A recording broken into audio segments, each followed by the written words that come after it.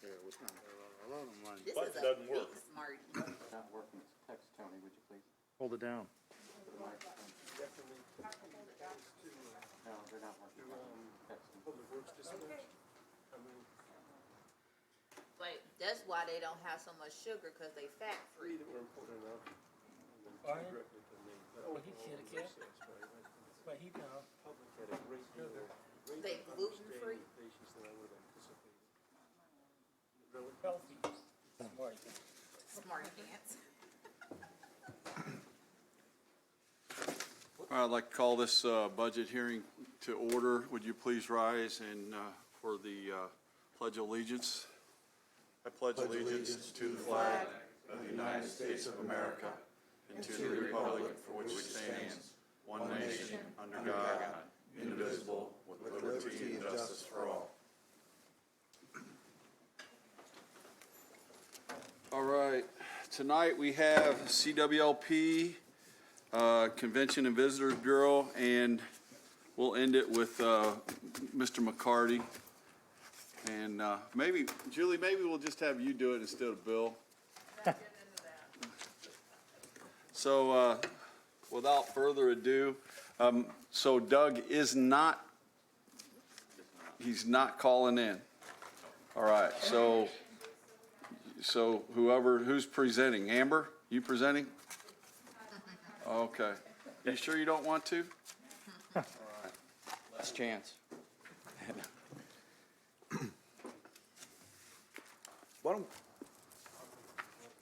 All right, well, thank you, everybody, Alderman, Mayor, for the opportunity to present our FY 2023 budget. As Alderman Hanauer stated, Doug is out of state and will not be able to be with us here. He really wanted to be here, but he's not going to be able to make it. So the format of the presentation is going to be, I'm going to roll you through the first half of the presentation, and then Electric Division Manager Scott Rogers is going to do the second half of the presentation. We also have in attendance Eric Wynett. He's with our Finance Division. He's going to be up here with Scott and I to try to address any questions that you might have at the very end of the presentation. So we'll do what we can to answer your questions tonight. If there's something we can't answer, we need Doug's input. We'll just have to get back to you at a later date. So before we get into FY 23, FY 22 was another challenging year for the utility. Water revenues and electric revenues were both down. We also were facing the inflationary pressures of extra expenses with higher commodity rates. Once again, we asked our employees to do more with less, so we want to take especially thank them for all they did in FY 22.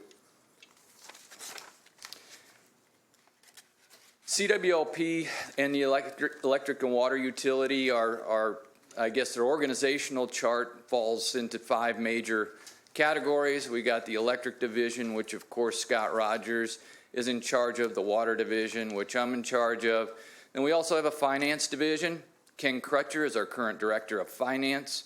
I wanted to say special thanks to Ken. Ken has let us know that he will be retiring at the end of the month. He has worked for not only CWLP, but the city of Springfield for many, many years. So we wish Ken a very happy and healthy retirement. Regulatory Affairs Director is Deborah Williams. She's sitting over here to my left. And ISD Director was Joe Bonasinga. Joe turned in his resignation recently to pursue another career opportunity, so we are looking for a new ISD Director. So I'm going to touch on a couple very general accomplishments for the utility here. Scott and I will both get into our respective areas in much more depth later in the presentation.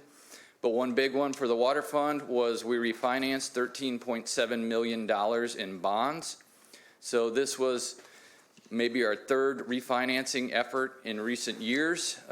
This is going to allow us to reduce our debt service over the next several years and take advantage of these historically low interest rates. We did complete, or nearly completed, our filter addition and renovation project out at the water purification plant. That does mark a major milestone out there in our comprehensive infrastructure improvement program that we've been rolling in for the last 2 decades. So I'll have more on that later too. At Dahlman 4, we did get an award from the Department of Energy for funding of the Dahlman 4 carbon capture large pilot project. And we also spent a lot of time on energy legislation in FY22, especially the Regulatory Affairs Department and Doug and Scott. So this is our cash on hand, unrestricted cash. We expect with the Water Department to start FY23 with 89 days of cash. We are having to dip into our savings account to a large degree again in FY23 to make ends meet. We expect to finish FY23 with about 38 days of cash. Our comfort level is about at the 60 days of cash, so we will for the first time get significantly below that with our, if things go as projected in FY23. So a couple of the highlights, budget highlights for the Water Department in FY23. We do expect sales, retail sales, to be down slightly. This is largely due just to the full absorption of the shutdown of Unit 33 and the reduced water usage at the Dahlman Complex. We expect bonds and grants to be up. This is largely due to the ARPA money that has been earmarked for Water Department projects.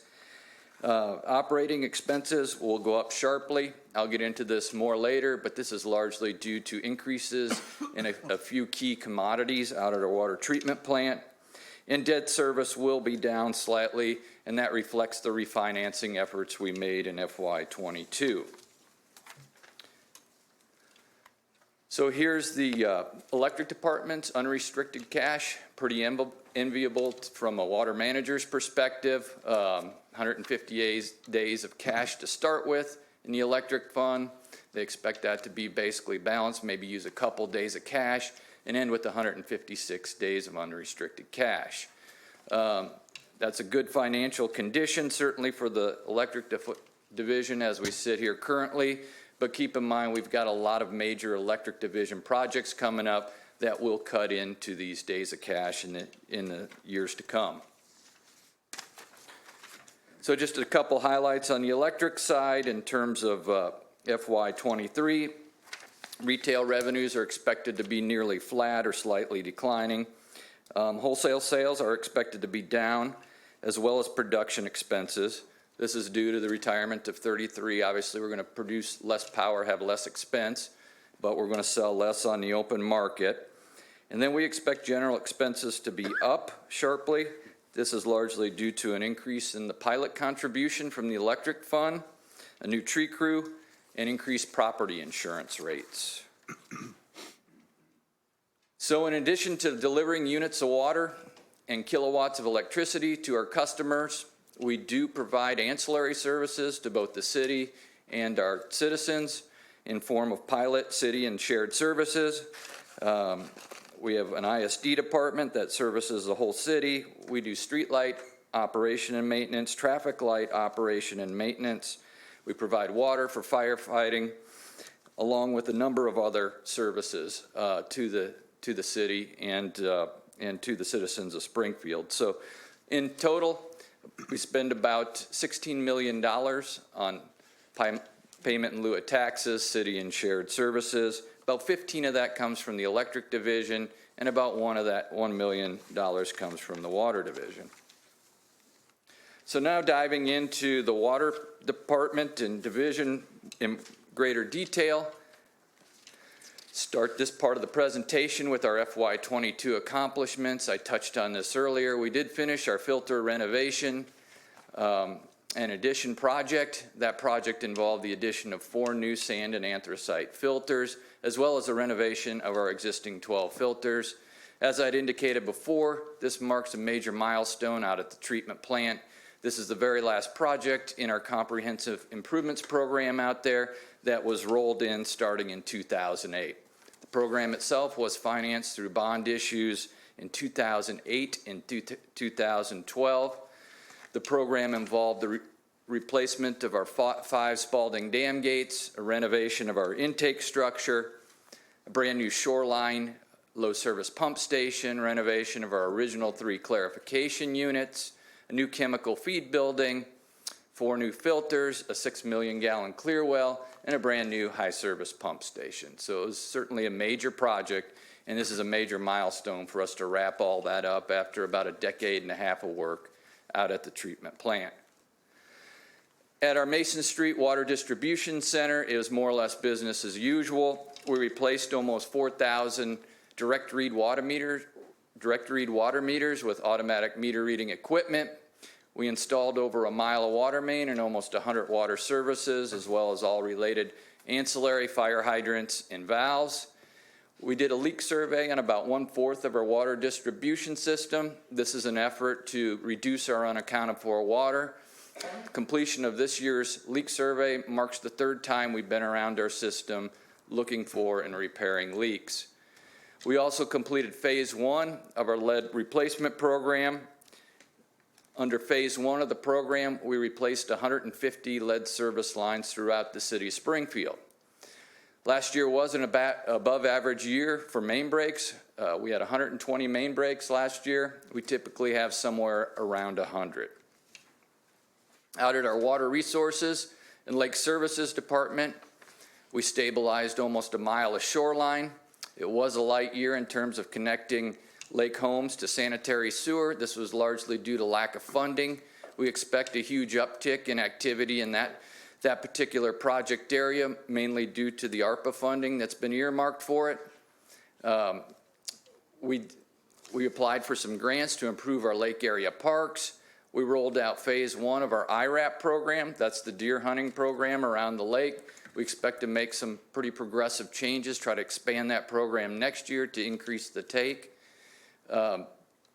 We spent almost $1 million on street resurfacing out at our lake area lanes.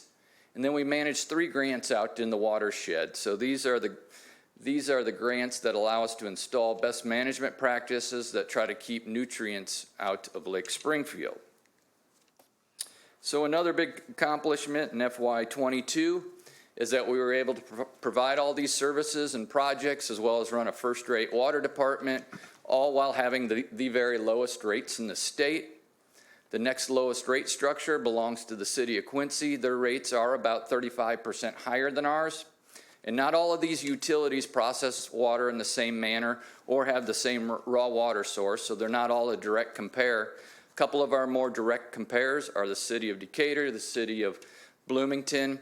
Both of those places own and maintain lakes, and they run conventional lime softening treatment plants. So when you look at their rates as compared to ours, we are providing units of water to our customers for about 1/2 what I would consider the fair market value. Another thing that I'd add is a postscript or a PS here. It has been since March 1st of 2011 since the Water Division has had a rate increase. So water revenues, obviously most of our revenues come from the sale of water. So they're identified as retail water sales. A couple other things to note on this pie chart. Grants have become an increasing portion of our revenue source. I expect that trend to continue as a new federal infrastructure bill has been particularly generous to water utilities. We plan to be as aggressive as we can at accessing those free sources of money. And then another big thing to note on here is that we are having to lean on fund balance. I touched on that earlier, to the tune of about 12% in FY23 to balance the budget. Here's a quantitative look at the department's revenues. We do predict that or project that retail revenues will be down slightly. Bonds will also be down, proceeds will be down. That's due to wrapping up all the projects out at the treatment plant. Grant proceeds are projected to be up sharply, and that's just due to the ARPA money that is earmarked for water department projects. So here's a retail sales and usage trend for the last decade or so. The trend's been generally in a downward direction. We are projecting it to be lower again next year. I mean, the big takeaway from this slide is we are selling about 1 billion gallons less of water on an annual basis than we were a decade ago. Moving to the other side of the accounting ledger, expenses. Capital improvements marks our largest expense again this year. To me, that's a good thing. In spite of tough financial times, we are able to invest a significant amount of dollars in our infrastructure. Our employees are our next biggest expense. Another thing I like to point out on this particular slide is that commodities and contracts portion of the chart is getting bigger and bigger with the sharp increases in pipe, in chemicals, and things of that nature. So here's a pie chart breaking down the Water Division's expenses by functional work area. Our Mason Street Water Distribution Center has the highest head count and therefore is our largest expense location. That's closely followed by the water purification plant. And another thing I like to note on this particular slide is we do spend 14% of our revenues out at our Lake Services and Construction Division. That's in addition to the payment in lieu of taxes and shared services. That's value added to the community that is pretty significant that not all water utilities put back into their city.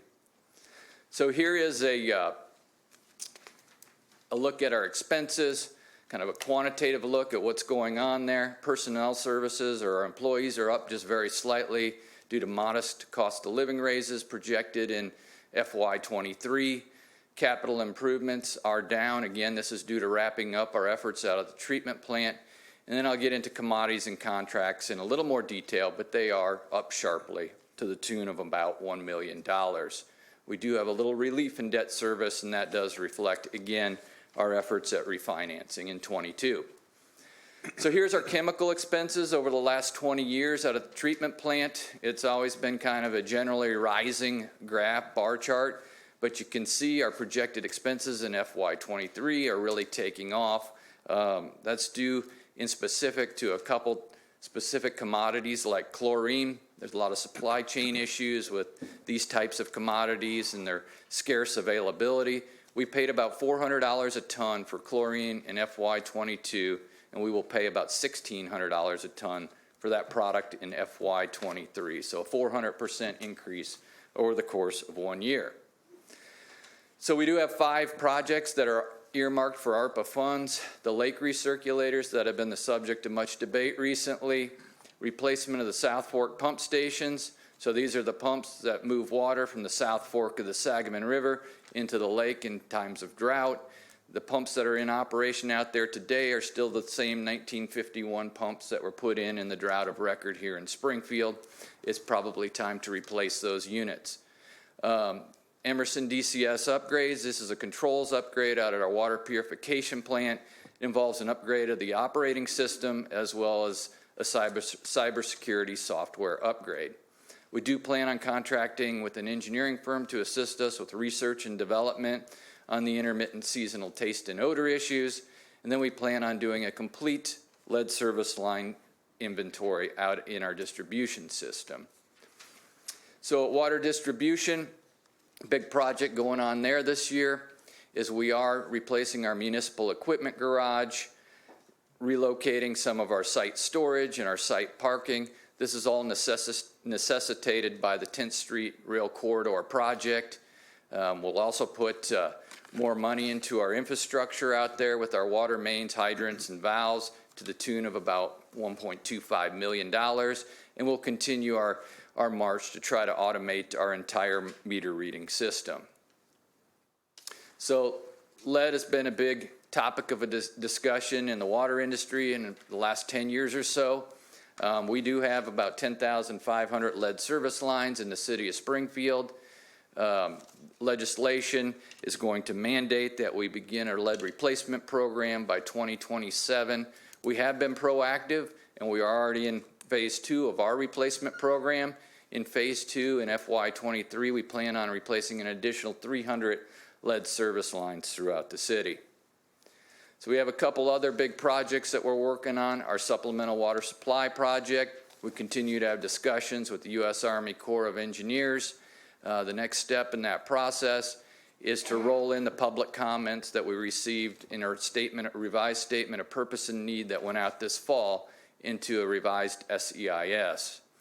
We're also working on the Lime Lagoon relocation project. This project is a first step in closure of the ash ponds. It is funded through the Electric Department's IRF fund, and we do have an IEPA construction permit in hand, and we anticipate going out for bids on that project in the next month or two. Sewer projects, again, I'll just lightly touch on that. That's the sewers to the lake area homes. That is a cooperative effort with Public Works. We intend on starting out at Linden Lane and Hawthorne Lane on picking up a substantial amount of additional lake area homes and placing them on sanitary sewer service. So here's a unique approach that we're proposing to update some of our auto fleet, given the financial condition of the department. Outright purchase of all this equipment, this $1 million of equipment, wouldn't be possible. What we're proposing to do is take out a loan for somewhere around $1 million, purchase the necessary equipment, and repay that loan back over a period of 5 years. Most of that equipment is earmarked for water distribution department. That department has been neglected with new equipment for a couple of years now, and there is some for the Lake Services Group as well. So strengths, challenges for the division, just in recap, one of our biggest strengths is that we do offer the lowest water rates in the state. Our ceiling is high there for any potential future adjustments. We are providing the product at about 1/2 fair market value. We also have a lot of opportunity out there in terms of grants and low interest loans that we intend on pursuing aggressively. We anticipate that being a bigger and bigger revenue source for the department. That new infrastructure out at the water purification plant, it should last us somewhere in the 60, 70 year range. So that's a big benefit to have solid infrastructure out at your water purification plant. And our employees, obviously, their institutional knowledge, we continue to lean on that as we do more with less, those talented employees. So challenges, again, finances is probably our biggest challenge. We're facing declining revenues and probably less, I would say more declining than flat revenues and a shrinking cash position. So at some point we'll have to make a move to shore that up. COVID absences are particularly difficult for the department. It's a small department. If we miss 1 or 2 people in a particular functional work area, it does cause a lot of disruption to the department. So supply chain issues, I kind of went through those with the chlorine. Those are hit and miss depending upon the product, but it can and does have a substantial impact on our bottom line or our expenses. So we also have a lot of difficulty historically in attracting and retaining employees. This is not a theme that's uncommon to the department as a whole. It's probably been a little more dramatic in the water department, but we have lost 2 of our 4 licensed engineers this year, and we'll end up losing 2 of our 4 real quality technicians as well. So in addition to that, you know, we of course got the supplemental water supply challenge. There's permitting challenge. There's financing challenge on how to get that rolled into an overall budget package for the department. So with that wraps up the water portion of the presentation. I'm going to turn it over to Scott Rogers, our electric division manager, to talk about the electric division. Before we do that, do we want to ask questions on the water department first, sure. and then we'll go to electric? Yeah. Sure. Why don't we do that? Okay. We'll do that first. Alderman Donlin, I think you said you had. Yeah, thank you, Mr. Chair. Todd, nice job. Good evening. Good evening. I guess we called in the relief man, right? Yep, we got you taken care of out there. You did a good job. Yep. I appreciate it. Just a few questions. You'd mentioned during the presentation that you plan on $8 million of bonds for the new building. Is that correct? Yes, that project is already bonded. It is rolled into previous bond issues. So that money is in the bank. That was my question. Yep. See how good he is, Mayor? Yep. Stepping up. And then you'd also mentioned that about the loan. How do you loan for the equipment, the $1 million? How do you anticipate paying for that since we're so tight presently with the fund itself? Well, I guess the principal and interest payment that was on that slide, we were able to roll that into the budget. I mean, obviously we couldn't do the outright procurement of the equipment, but the nearly $200,000 each year in principal and interest to pay off that loan, we were able to roll that into our expense lines. Okay, and I appreciate that.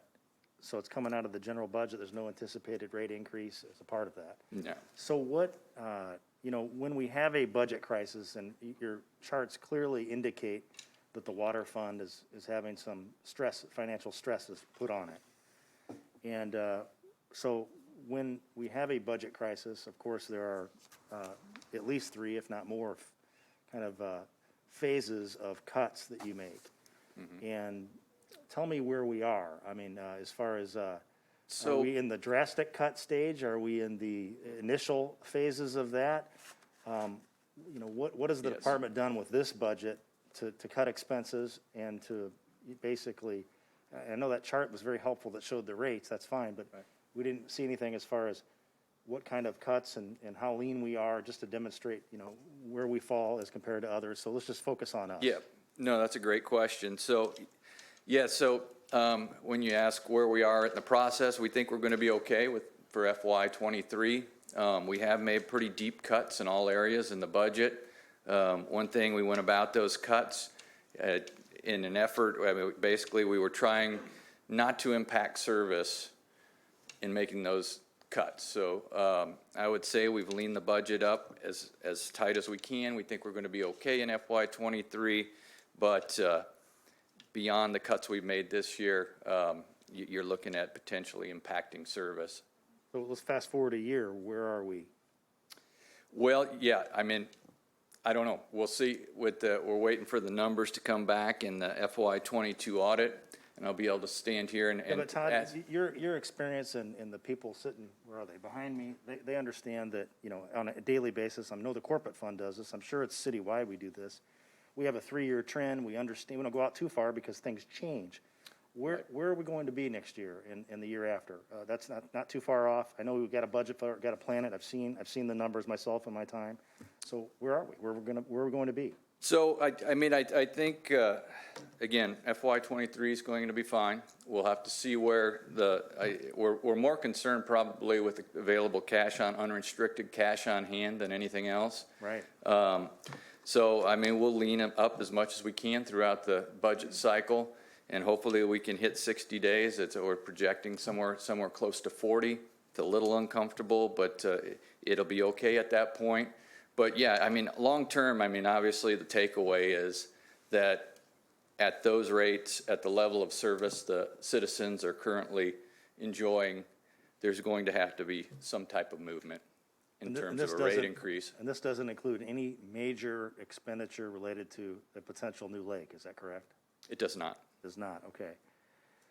Well, if you could, offline, doesn't have to be in this meeting, if you could think of some, whether it's you get with me personally or send me Yeah. some information that And help me understand Yep. the expense side in particular. The revenue side, I get that, that's pretty simple. Right.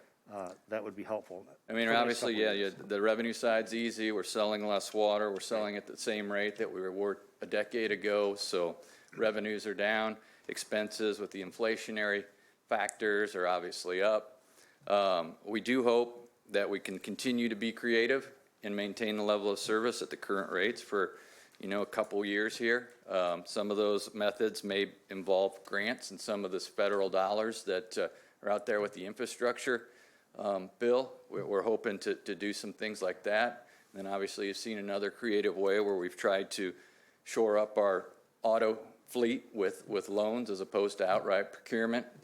We continue to look at those avenues to try to keep things stable for the next couple Well, of years. And I appreciate that. Just out of curiosity, do you use CWLP staff or somebody else in the city to help acquire grants? Who does that for you? We do it internally. We have historically done it internally, both at the water department and the finance division has offered assistance. Is that because it requires that technical expertise that's on the utility side? Yeah, so typically they've been offered through the IEPA's surface or the state revolving loan fund. And usually the individuals that are most intimate with the technical area on the water side have most contacts with those individuals and just kind of have the avenues to to work through that grant I process. think that's important to keep in mind. It's not like other departments that apply for grants within the city, because there is a technical expertise that's There is, required. but certainly we would take whatever assistance we could get in terms of a grant writer or something like that as well. I appreciate that. And then finally, on the water side, Todd, I have to ask this. I didn't know, I didn't see it in the budget when I glanced through this stuff earlier. You mentioned this study to look into the taste. Yes. Now, we know that we had a taste issue once. Right. Well, probably my lifetime, and that was just last year. What do we need a study for? Okay, so, I mean, we've had multiple MIB-related taste and odor runs throughout the last 30 years. Last fall's was certainly pronounced, and it was more, again, intense, and it was longer duration. So the study actually acquires somebody from the outside to take a fresh look at this, right, which I think is always good. But, I mean, when you talk about some of these, we talked about the lake recirculators and whatnot at depth at previous council meetings, and we know we can roll that solution in, and it's going to have very little effect, negative effect on anything. I think it'd be all positive, with the exception potentially of some recreational issues. But as far as water quality, it'd be all positive. But all these other treatment approaches, so let's say whatever is a resin-based technology, ion exchange, it alters the chemistry of the water. So the one thing you don't want to do is alter the chemistry of the water, send it out into a distribution system where the chemistry has been stable for 75 years, and then you have all kinds of adverse effects.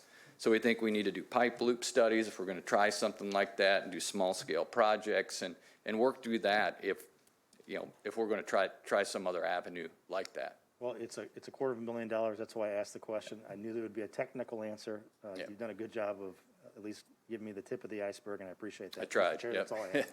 Thank you. Alderman Redpath? Todd, in your equipment list, have you, do you have a grappling truck in there for lake services?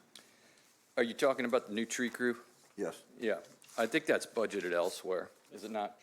It's budgeted in the electric. Thank you. Group. Are you guys purchasing any new buildings for the water department? For the Mason Street facility? Didn't you have to get rid of one building and have to move to another or something like that? So, yeah, that project is a work in progress as well. So, yeah, at one time, we were talking about moving elsewhere. It doesn't look like that solution's going to be the most cost-effective approach. Mason Street is centrally located to the city. We got our crews where the breaks happen and where things happen. And then as we saw at the plans develop and the take that the 10th Street Rail Corridor wanted, we think we can work around that, stay there, but we're going to have to move it was the original municipal equipment garage where we store our water distribution trucks. We think we're going to have to replace that, rework the site storage and parking. We think we'll be okay. Okay, that's all I have. Thank you. All right, anyone else have questions? Oh, Alderwoman? Thank you, Chair. Just real quick, and this is a question I had from a constituent. Could you give a little detail to the, the lake services that you provide, that 14% that's increasing, that you said that we do above and beyond what other communities do?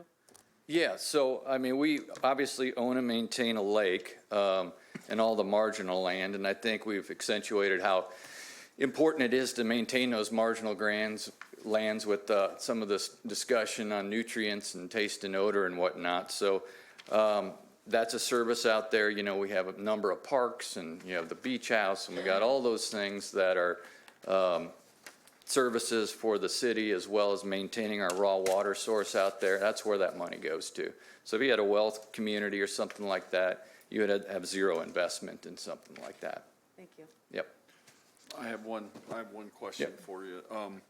And this is going to go on the electric side too, actually for the whole utility.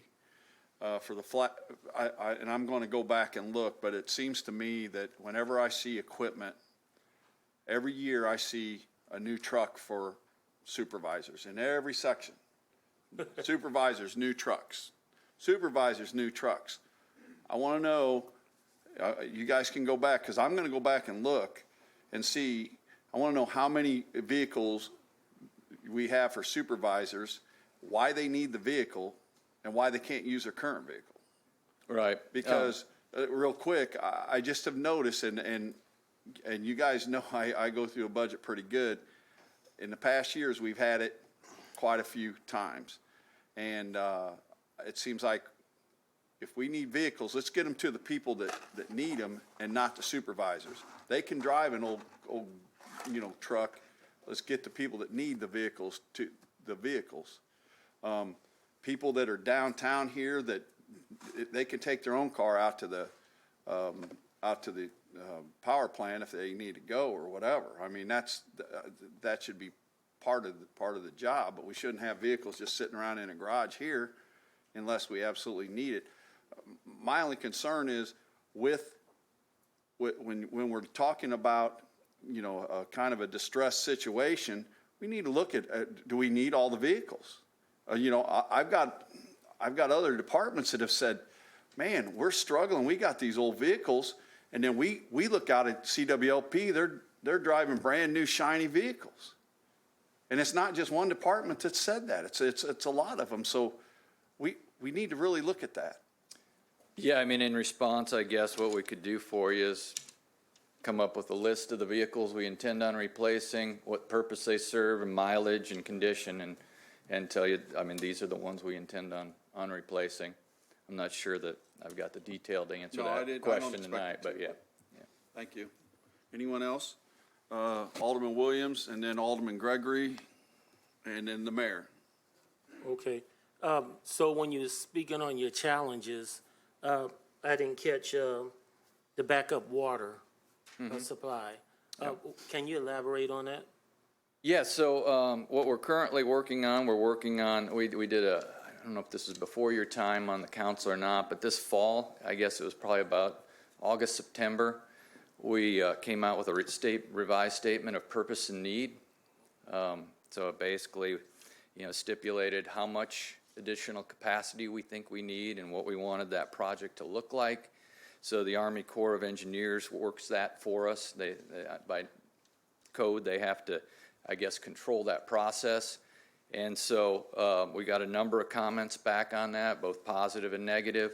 And so now we're in the process of absorbing all those comments into a revised supplemental environmental impact statement. So this would be a revised report. And actually the Corps will come out and say, here's what we think you need to do in terms of a supplemental water source. I mean, obviously we've got the Hunter Lake ground purchase, but the Corps will come back and tell us what that project's going to look like. Will there be any more input from the constituents? Oh, yeah. Like There's a lot of public hearing? spots where, there'll be Okay. public meetings and a variety of other opportunities to provide comment. Alderman Gregory. Thank you, sir, Mr. Chair. So I just had a quick couple questions that I don't know if this one's particularly worked with CWLP, but it does have something to do with water. I do have a business that's looking to upgrade, and some of the architectural information that they got back was because the fire hydrant is on one side of the street, they would have to bring that across. And so is that something that we can work on in areas that we have maybe some large businesses that are looking to do? I mean, typically that, in a typical setting, that cost is borne by the developer of that site, but I mean, there is some TIF areas and some other things that potentially That's what I could was be looked at, yes. Okay, all right, I appreciate you. I'm definitely encouraged by the lead water line replacement. I think that's very, very important, especially, over towards the older part of our communities, the core of the city. The tree trimming, I know our crews have been down. I've had some calls where I have went out to some of our seniors, and it does seem like at times we're leaving some of the stumps, some of the bigger stumps, not more the longer branches, but some of the, bigger stumps. So I just want to encourage them to make sure we get those up and stuff. Sure. And my last thing is, do we have anything built in our budget, or have we thought about, I know Doug before was talking about, customers with past due payments or water bills and electric bills. Are we in a position to need to use ARPA funds to deliver? So I can't answer that question specifically, but there has been a lot of legislation bounced around and some federal and state funding for issues like that. We don't have anything new in place now, but we are looking at that, and certainly if there is an opportunity to roll in a program that would be beneficial to the utility and our customers, we would certainly do that. Okay. All right, thank you, I appreciate it. Mayor? I think so. If you look at page 7 of the presentation, one of the things that we want to point out is, with regards to the budget moving forward, is the opportunity. And this graph tells a very stark picture. If you look at what our utility customers pay, 5 units per monthly, it's $14.80. Chatham, according to this graph, is $50 more a month. So that's one of the areas we are going to have those discussions. We believe they're at a point where they could come back to the city and take care of their obligations or the bonds and move forward in a better direction than where they're heading right now, because that cost continues to escalate, where it's really the magnitude of our ability to, the number of customers spreads out that cost more efficiently, and that graph really shows that that impact financially to the ratepayers, whether they're in Springfield or Chatham. So that's one of the areas we are going to visit and see if there's interest there. But I don't know if you want to comment on that at all, Todd, but that's up to you. Yeah, I mean, obviously, our efficiency and our low rates, put us ideally positioned to be even further our regional water, capacity to serve surrounding communities and whatnot. That is the trend statewide. I mean, you get a lot of these smaller utilities. The trend is to kind of consolidate, and we think we're positioned to be able to do that if the opportunities would present themselves. Alderman McMenamin. Yeah, on the same topic, the residential water bill comparison on page 7. So are those comparisons with strictly municipally owned water utilities, or does that also include the private sector? No, I think we've got a few privates in there as well. So in summary, I'm piggybacking on what the mayor just said. We've got the lowest rates in the state. We've had no rate increase in 10 years. We've had water usage declining through no fault of our own, just as efficiencies, and now with the power plant drop in usage. Yeah, I would say, add to that, obviously the power plant closures have had the most dramatic direct impact, but more efficient plumbing, more efficient plumbing fixtures, that's all a big contributor for sure. And then in the meanwhile, we've had some expense increases through no fault of our own. When chlorine goes up and the other chemicals are going up, what I see here is a well-managed water department in consideration of all those factors we've just mentioned. So congratulations to all your staff. And meanwhile, we're doing some infrastructure improvements out there that you mentioned. 10 years of water treatment plant improvements, pumps, all kinds of improvements. So it seems like you're accomplishing a lot without raising the rates so far. So We are, we're trying to be innovative and try to find other ways to, more efficiently operate our business so that we can maintain that advantage as the lowest priced, producer in the area. thank you very much. All right, anyone else? All right, let's go ahead with electric. Thanks, Todd.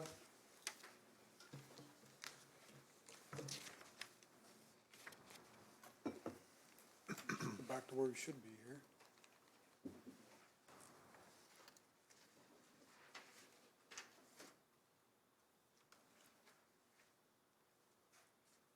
All right. Electric division, go over some of our, again, it'll be a very similar presentation of what Todd did. We did complete the transmission line upgrades from Spalding sub down through Chatham with the installation of the breakers that were finally received. We have cap banks were installed and finalized. So all of our transmission upgrades for the closure of 33 have been completed. We got about 300 poles replaced this year, tree trimmed about 94 miles of transmission lines, upgraded relays in our system, and had 2 undergrounds rebuilt this summer. We installed 4 new subdivisions. replaced an analog data line that was a third-party owned that we leased with our fiber, so that saved us some money. It's a slide. There we go. Unit 4 low load design is completed. Interstate generator was rewound, and we reduced our carbon footprint with the closure of the Dolman units. The utility, looking at our length of outages in comparison to the latest ICC data, we're down around 66 minutes. Some of the other large privately owned utilities are much higher. Mount Carmel is a privately owned utility that is about our size, so in comparison, we are lower than them also.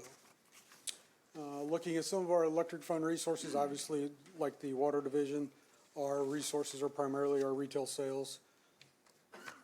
No other big costs there, revenues there, except the resales.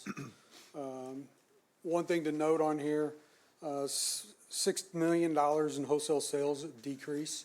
That's primarily due to the closure of the Dolman units. We do not have the excess energy to sell. Our retail and operating revenue is up slightly here. Primarily, that's due to fuel adjustment factor, fuel adjustment costs due to wholesale sales, with some of the variability we're seeing in purchase power prices due to natural gas prices being very volatile. That's a budgeted number. We'll see where that ends up at the end of the year. Look at our expenses. Commodities and contracts are the biggest expense there, and again, over 50% of that particular item is purchase power and coal expenses.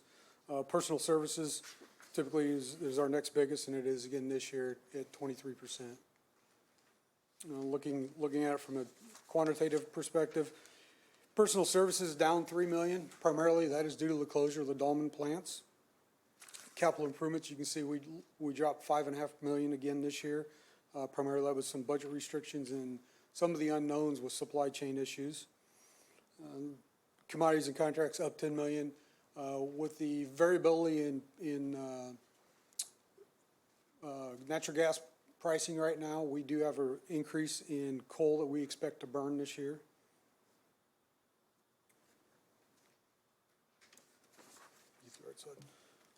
I skipped a slide, didn't I? There we go. In a pie chart again, generation 22%, and transmission, am I on the right slide? Looks different than the one I got. Transmission distribution is 25%. This is the first time in the history that we remember that T&D expenses have been exceeding generation, and again, primarily due to the closure of the Dolman units. Some of the projects we've got coming up this year, relocation of the dispatch center and the data center, our ISD data center that's in the basement of Municipal Center. Land acquisition, we're hoping to get that bought this year, budgeted $600,000. The energy and capacity replacement power, the dispatch center, sorry, that had to be moved also due to the railroad relocation. We've been trying to finalize pricing for energy and capacity. That's been an ongoing negotiation now for quite some time. With the supply chain constraints and some of that, the costs have been increasing, so we're still working on that. That's about 75 to 100 megawatts of energy and capacity that we're trying to get there. Transmission, distribution, some overhead projects, some fault indicators, again, investing in the infrastructure, investing in some old poles that we're trying to replace, lighting, just trying to keep our electric system up so to maintain our reliable service. Underground rebuilds this year, some downtown feeders, doing some work at the substations and again, in relay upgrades. And again, this is just investing in our infrastructure, trying to keep our reliability.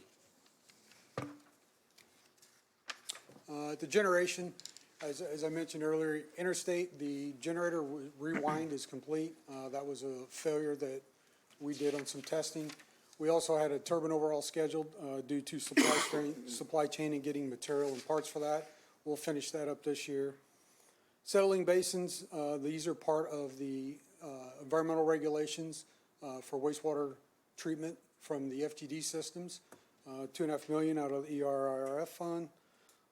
Increasing Unit 4 low load operation. This is all material purchase for this year for installation next fiscal. And this will help us from the market getting lower loads at night with lower pricing. Unifor fire protection, some of the insurance-related costs that we've had increases on. These are the two major recommendations from the insurance company for fire suppression. So we're going to get those completed this year. And then NERC cybersecurity upgrades.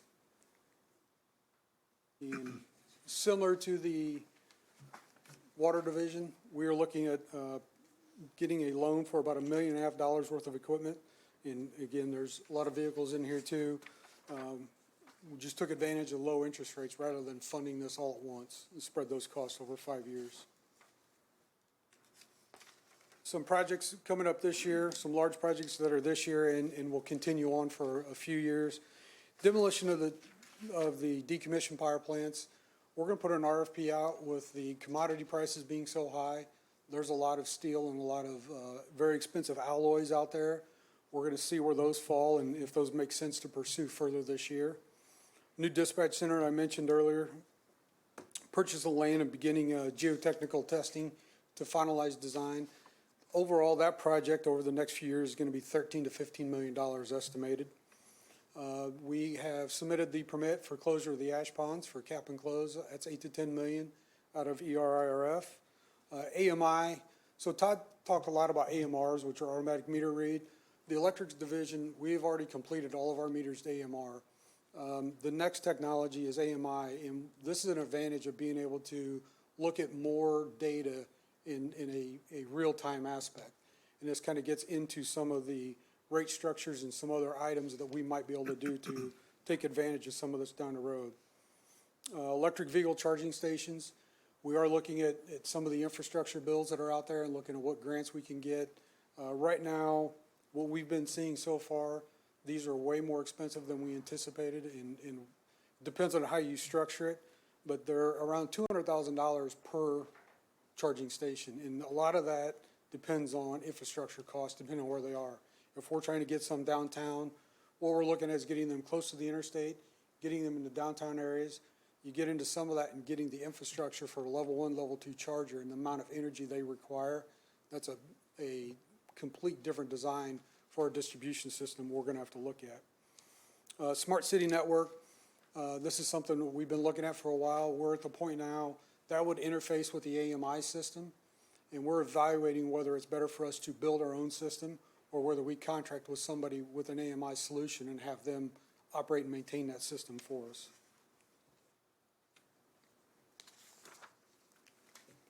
Some of the electric division's strengths and challenges. Unit 4, continued operation of Unit 4.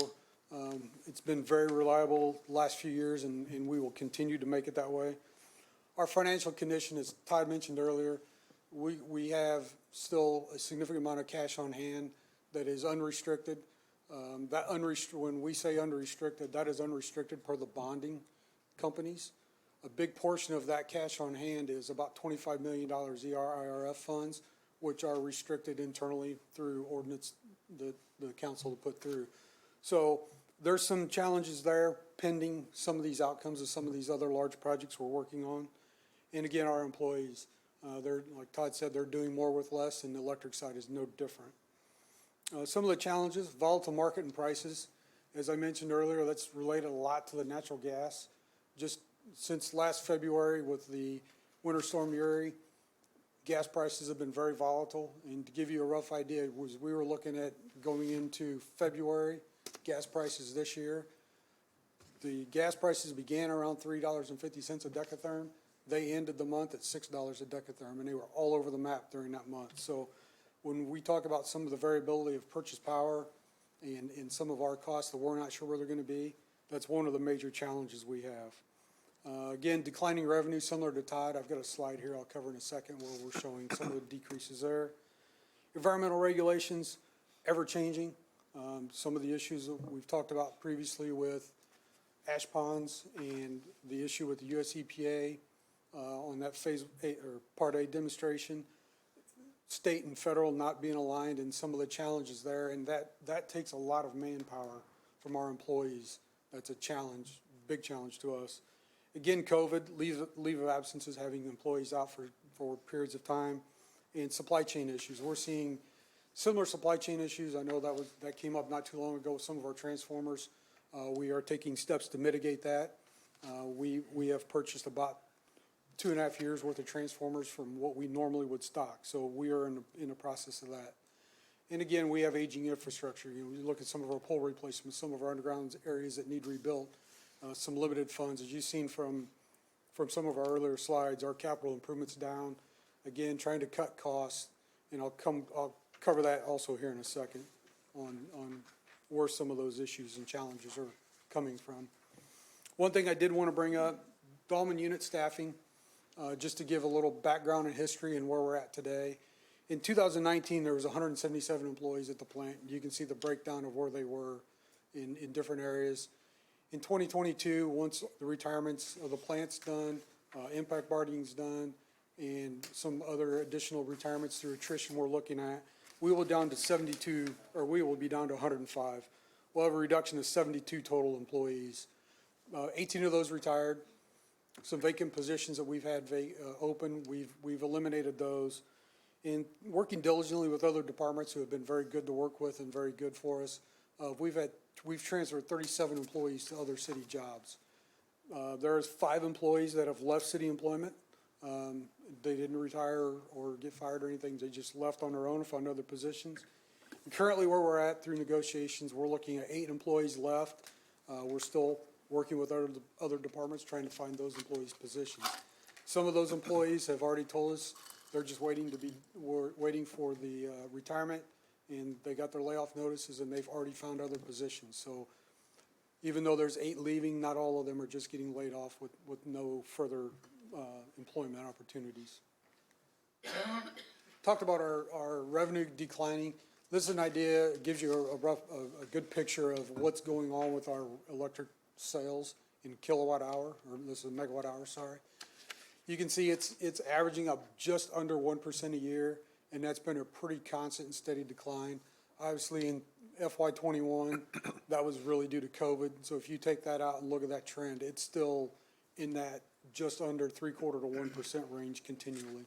And again, similar to the water department, it's energy efficiency. It's high energy efficient water heaters and furnaces and refrigerators and everything else that we're seeing out there now. LED lighting is a big one too. On operating expenses, these are our operating expenses excluding fuel adjustment, so coal and any commodities associated with the combustion of coal and our environmental issues. You can see there's clearly the decrease in generation expenses.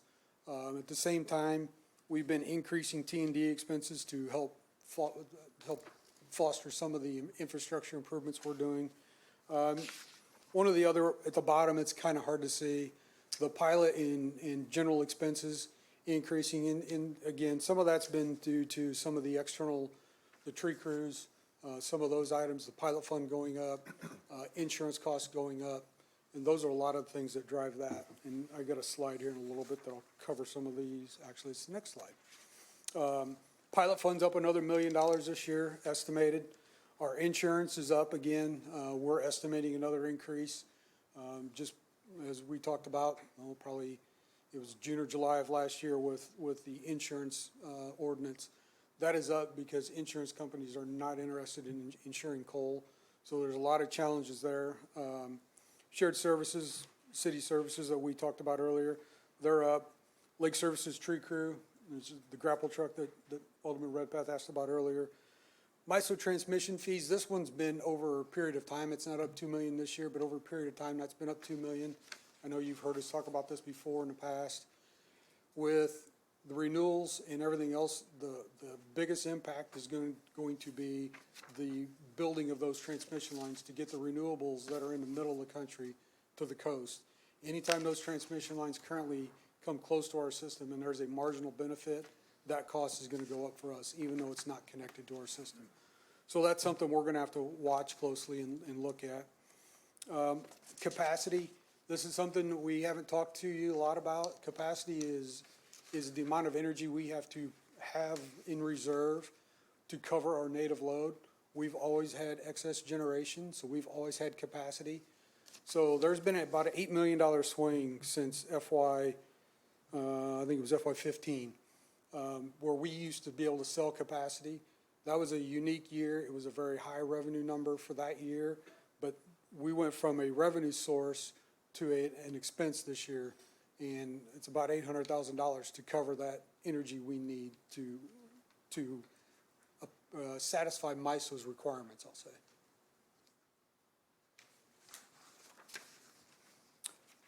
And now I'm going to finish for Doug's slides. Head count, here's a look at our head count. We have budgeted positions dropped to 534 this year, mainly due to plant retirements. Our actuals are lower than budgeted, again, due to some vacancies. And those are primarily due to professional positions. Technical positions have been hard to fill. We'll cover some of that here in the last slide. Looking at head count, we have, or age of our cohorts, 28% is eligible for retirement currently. These are some challenges with that are recruitment and retention of employees. And we'll address that here in the next slide. But with 28%, we need to start increasing drastically our hiring for the next couple of years to prepare for that. And staffing challenges. So here it gets into a lot of what the issue is that's facing this utility of both electric and water and our finance division. Recruiting and retraining professionals and technical staff has become an issue. Salaries and benefits are not competitive in some of the other areas. We compete against other utilities, state agencies, associations, and technical companies. Last year, we increased salaries through negotiations with the IBEW to make those positions more attractive. We have a posting out for journeymen, and getting them to apply has been very few still. And we continue to look at other groups as needed to make sense. We've had some issues in finance and accounting. We did increase those last year and still trying to attract some of those individuals. We've always tried to avoid salary compression. We get into salary compression is where our supervisors and superintendents, you get to that mid-management and upper management level, those salaries are so tight, there's no room for movement, and we're starting to get into that. We've seen that for a few years. So the other problem is now when we get into what we're going to call salary inversion. And what we're talking about there is with some of the increases that we've given to linemen and some of the other union contracts. At the end of those contracts, even considering the normal cost of living increases, those union positions will be paying more than some of their supervisors. So that becomes an issue, trying to get individuals out of the craft, out of the unions, and have the knowledge and the institutional knowledge and become management and help supervise. That's going to be an issue going forward with us. The other problem that leaves is succession planning. When you can't get those younger guys and guys with experience to come out and be supervisor, it's very hard from a mid-level management position and perspective to be able to have a succession plan. Part of that other issue is retention. We've had an issue over the last few years with retaining employees. And one of those has been in our technical. We've lost 18 engineers. That's probably one of the hardest hit areas over the last 10 years. Total, we've lost 30 employees. We've lost quite a few out of finance and accounting, just keeping accountants. So there's some planning going on here. We've lost 3 of our T&D group that deal with our markets, and those are highly knowledgeable, highly technical positions that we've lost. Another hit area, like I said, finance and accounting, 11 employees in the last 4 years. So we're seeing this coming up more and more. We're working on coming up with solutions.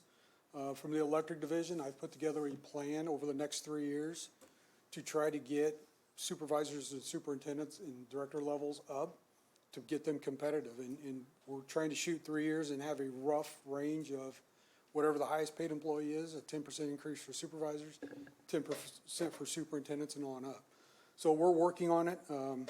One of the things that made that very challenging was a 5% cap. I know that's imposed from the council, so what I've tried to do with that is lay that out and do that. That's one of the reasons we did it over 5 years or 3 years, was to try to stay under that cap and not have to bring an ordinance for roughly 22 people, I think was what was on my list. So those are items that we're challenged with. Retention, IMRF Tier 2, it's not as good. In this younger generation, they don't look at that the same way everybody else does. So those are some of the challenges we're facing. And with that, I'll end it. Questions? Alderwoman DeSenso, we'll start off with you. Thank you. Salary disparity is a problem we also face in state government. And I completely agree with you. I was married to a journeyman lineman. We got married in 2007, so it was a year right after the tornado. He made a lot of money. I got a big fat ring. I did. Thank you, City of Springfield. We're divorced now. But, Put the ring.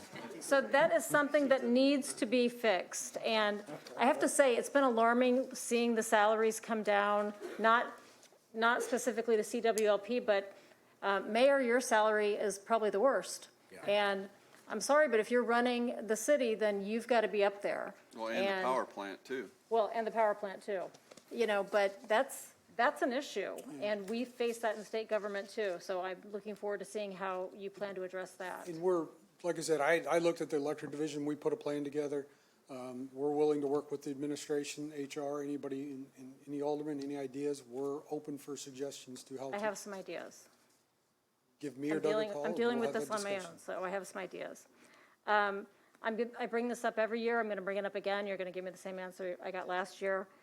Older neighborhoods have large trees, and we have no underground service lines for electricity.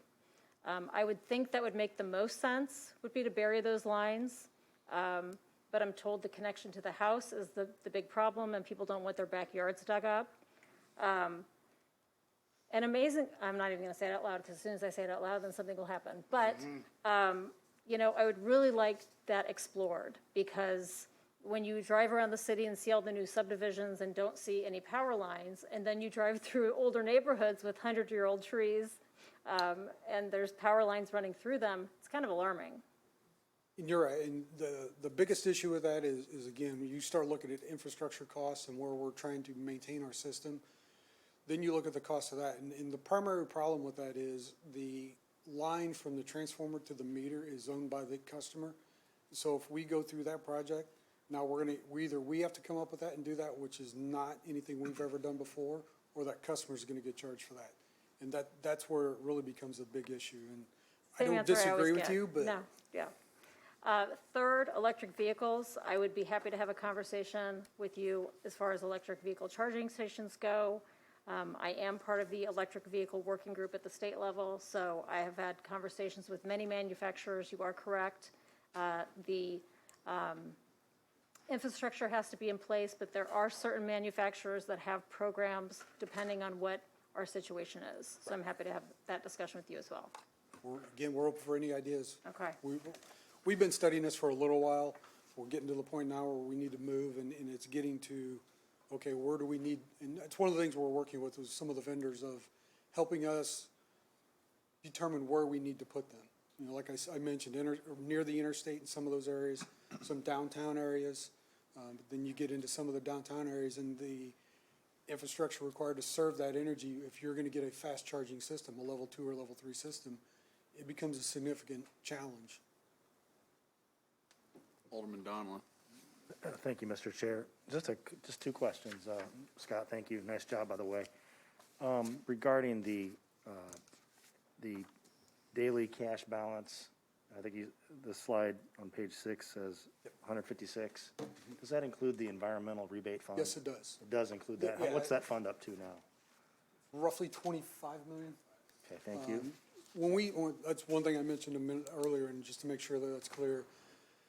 In that slide, that is unrestricted funds according to the bonding agencies in basically Moody's and S&P. They look at ERRF as not restricted. That is internally restricted. Understand. From the council, but not from them. So yes, that does include that. Thank you. And then finally, you did a good job of explaining in the slides and verbally that there's essentially a $3 million decrease in personal services due to the changes in Dolmans 1, 2, and 3. And that's significant. I don't want to expect you to go over in great detail here with the answer to this question, but can you get back to me on helping me understand where the other savings, specifically are with the closure of the 3 units? I get asked that quite a bit from just people in the neighborhoods that, are interested in the utility. When I say quite a bit, it's probably been, 5 to 10 times, but, that's a unique question, and I don't It really is. have a specific answer, but can you help us just in a concise way understand like where those savings are? And because if you look at if you look at page 18, you see that most of the major other object codes actually increase. So I'd just like to have a better understanding of where that savings is, and reduction, if- because I believe we were told it was not $3 million in savings a year, it was over 11, is that correct? It was yes, and that has been brought up by the administration, and so we looked at that. Part of that is what you're seeing there, wholesale sales this year is down 6 million. So that was a significant impact to our revenue. Yeah, but The what other about the thing that expenses? I'm talking about the expense side. on the expense side. So, all right, I know what you're getting to. We'll take a deeper look at that. We'll get some information back to you. Fair enough, but Okay. we need to be Yeah. able to answer that question. Sure. So, thank you. Alderwoman Purchase. Thank you, Chair. I would like to follow up after Alderwoman DeCenso, because over in my area, we've had 10 trees that have snapped those lines off of the back of people's houses, and would like to really look at what that cost analysis would be for us to work on that. Okay, So if you could get something back to us, that would be we'll start really- looking at it. Thank you. Alderman Redpath. Scott, Alderman Donald's question was one I wanted to, on the savings that we had, but last year we talked about the contracting and line clearance. Mayor had an idea that we were going to try to bring that in and make a cost savings. Is that something we're looking at still? We did I don't have the numbers with me. We did an analysis on that. This year, we went out and rebid that. I think that ordinance came up not too long ago. The analysis on that for us, if we were gonna do that, one, our current staffing, they do not like to do, that's not what they wanna do. We would have to hire additional crews. We'd have to hire additional people. The problem currently in our contract, we do not have a line clearance salary range. So that would be a negotiated thing that we'd have to do. But just from the capital investment, it was in the $2.5 to $3 million neighborhood just to build the equipment side. That's just one crew, right? No, that was not one crew. I forgot the number. I don't have the numbers with me. I think it was 4 crews. It was either 4 or 5 crews. But it would be almost $2 to $2.5 million just up front to build the capital equipment needed to do that. So what is that contract? How much is that contract? This year, we're estimating $2.9 million. Okay, so in the long run, we couldn't keep up with it. We wouldn't be able to do it. And, Okay. and the advantage of that is, again, if we hired them internally, if Wednesday, Thursday this week, when they weren't trimming any trees, we're not paying them. If it was internal, we'd still be paying those employees. Okay. One other question, the ash ponds, when do we look for that to be resolved and start the process on that? Which part of it? Well, The closure or yes, the closure, yeah. I'll let Deb answer that. She knows Okay. more of the permit and the regulation.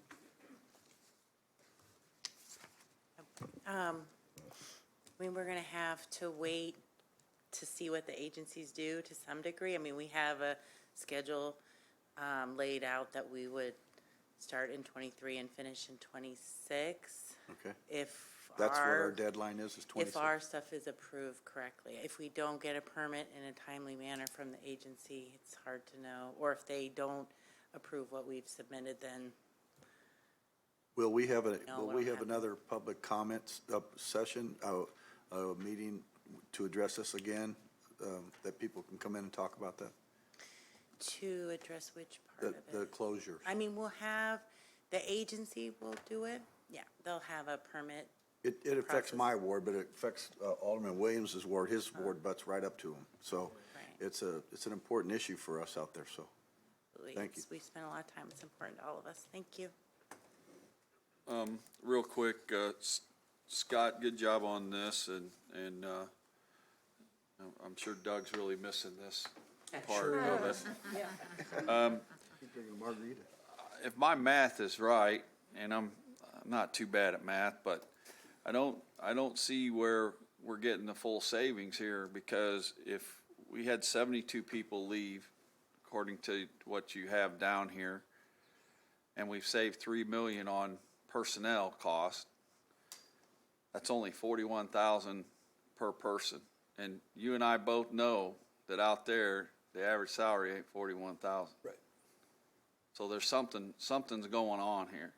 But don't And I just- forget, let me get some of that. So that slide was from 2019 Right. to today. So we have had reduction stuff, and I can get the numbers for you, what the reduction has been every year. Okay. I just took So from. that included the bookends. prior years too? Yes. All right, that could make up We're doing- some, yeah, yes. because that, I was like, okay. Now, the coal savings, you know, obviously, we're not using as much coal. I guess where the problem lies is you always look at what previous year you do and that. But last year, did we buy much coal? We did, well, how much did we run 33? Not, We didn't run 33 much last year. and so you wouldn't see a savings then, right? Right. Well, On this this year, year's, our actual, that's why I got that slide up, commodities and contracts. Right. A big portion of that increase is coal this year. And the primary reason for that is with natural gas prices being so volatile and so high, right? we've projected a significantly more coal burn this year than we had in the previous 3-4 years. Okay. So some of that savings is going there too, but then Eric might have some more information.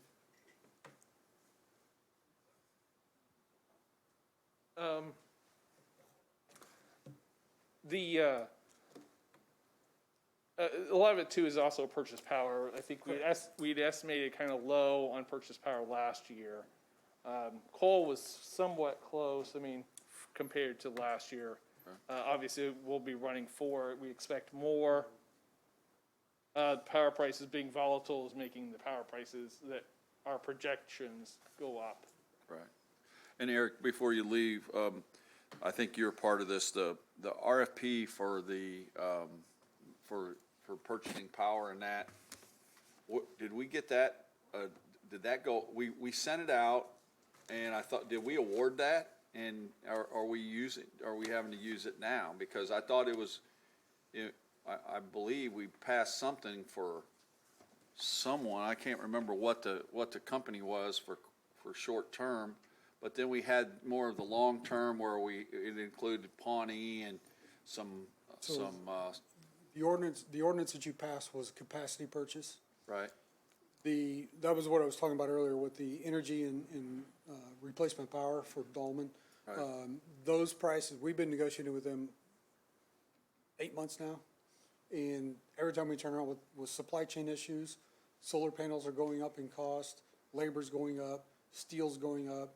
And so we're trying to get that stable price from them to where every time we talk to them, it's not increasing. And we've checked with them, and we checked with the next two other close bids, and everybody, their prices are going up very similar, so it's not just one or the other. So I guess then why don't we just go off for another RFP? If they can't do it, they can't do it. I mean, we messed around with these folks, you know, we gave them a chance before they were even, I guess the next RFP would be you have to be live and going to bid on it. Right. And I'm not trying to, take advantage of other groups, but I mean, all it's doing is costing us more money by us waiting on these plants to get permits to build and the solar panels to get to build and, you know, the windmills or whatever, but we got to look out for ourselves. So most of these are being built as private companies with venture capitalist investment. And you cannot, it's very rare that you're gonna find one that has that much energy left, because most of these venture capitalists will not fund it until they have it sold before they even build it. That's part of the problem we're running into. Right, but in the meantime, we're out. Right. Well, And that's one of the reasons. what's our options? purchase power. That's one of the reasons it's up again this year, is we're trying to come up with that solution, and it's not been easy. Yeah, okay. Any other Alderman Williams? Yes. Thank you, Mr. Chair, and thank you for the report. I want to back up to polls. So it's obvious we're not interested, or it's too complicated to get rid of them and put stuff underground and be eliminating them throughout the years for many reasons. Right. So, but on here, we're going to be replacing 300 of them.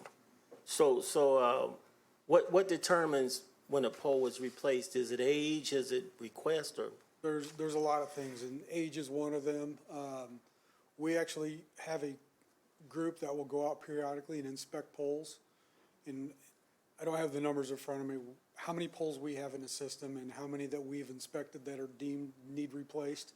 So that's what we're doing, is we go through them, we have a list, and we go replace as many of them in a year as we can with funds. Because the poles are mostly, like the Alderwoman said, pretty much on the older Springfield and the older parts of town. So on the LED lights, you know, I've been successful in getting a few of them because of safety reasons mostly, you know, constituents scared, this is pretty dark, that type of thing. But is there a requirement, or how does the city go about doing LED lights? Is it the size of the street, or?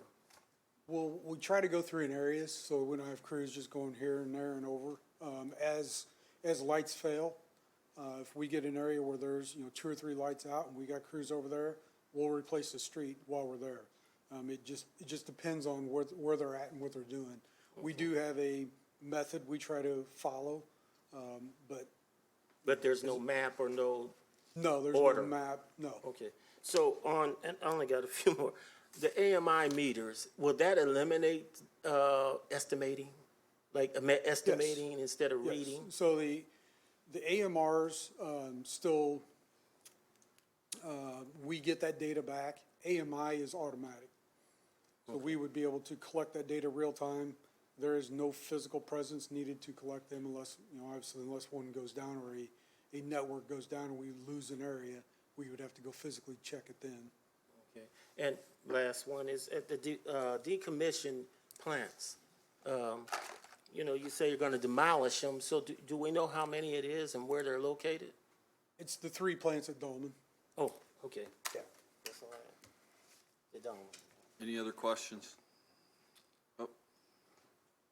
So Scott was explaining, just for Alderman Williams, because I know there's been a lot of discussion about this topic. Yes. He's going to go out for some bids, and if it's economical, there is, I'm not sure his definition of demolish is necessarily just totally tear these stacks down, but were that to be the case, there is a new law that has a whole public process involved to make sure the public's aware before we would do any of that, Okay, and we would have that's to do good. all of that. So that goes back to what Chuck is saying. So in other words, in all this, the public will have a chance to weigh in or give their opinion Exactly. on these things, yeah. Okay. Yeah, and a lot of what we're looking at doing is if you look from the lake north, everything out back that is a separate structure from the original plant building that's built, a lot of that is ductwork, and it's got insulation and lagging on it. And the high winds, when you don't have heat in it and you start getting corrosion inside of it, it's going to require a lot of maintenance going forward. And like I said, there's some very expensive alloy in some of those scrubber buildings. Looking at getting rid of all that and getting all the structures out back gone so we don't have to maintain them. Thank you. Any other questions? Let's take a 5-minute recess and we'll have Scott Dahl come up and I'm sure he won't be as long as CWLP, but You need to ask him as McCarty's many after questions. them and I'm not worried. I'm really worried about him because CWLP set the bar. So 5 minutes.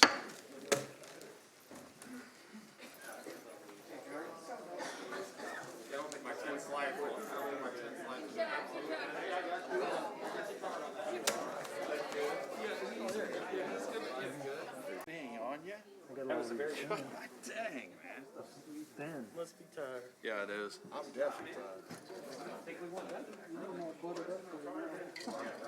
Who we waiting on? Let's get this.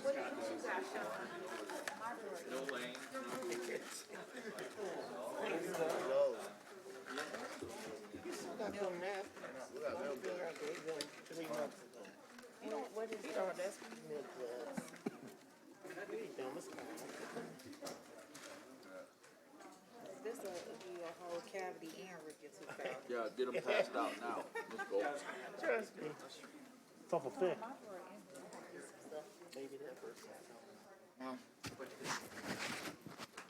All right, we ready? Yeah, we're ready.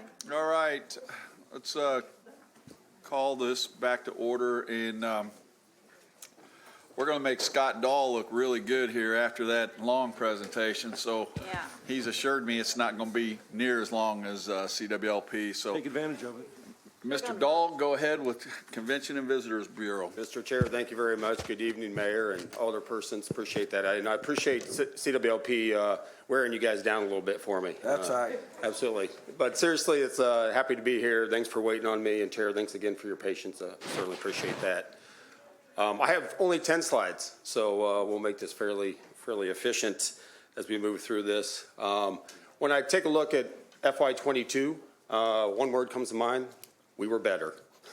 We were better than projected. We were better than 2020, and we are back on the road to 2019 or pre-pandemic levels. And I'll touch on that in a new slide for you here coming up. But first, we'll head over to our department structure. We've got 4 divisions: tourism. That's our visitor center. That's also our leisure, domestic, and international travel. Sales division. That's primarily our conventions and meetings, but also associations, auto, military, et cetera. Services, that's our customer service side. That's where we service the primarily meetings and conventions coming in. We sell them, but we have to service them as well. And so we take care of them when they come to Springfield. And then our marketing division, that's our marketing. That's our print, our digital media.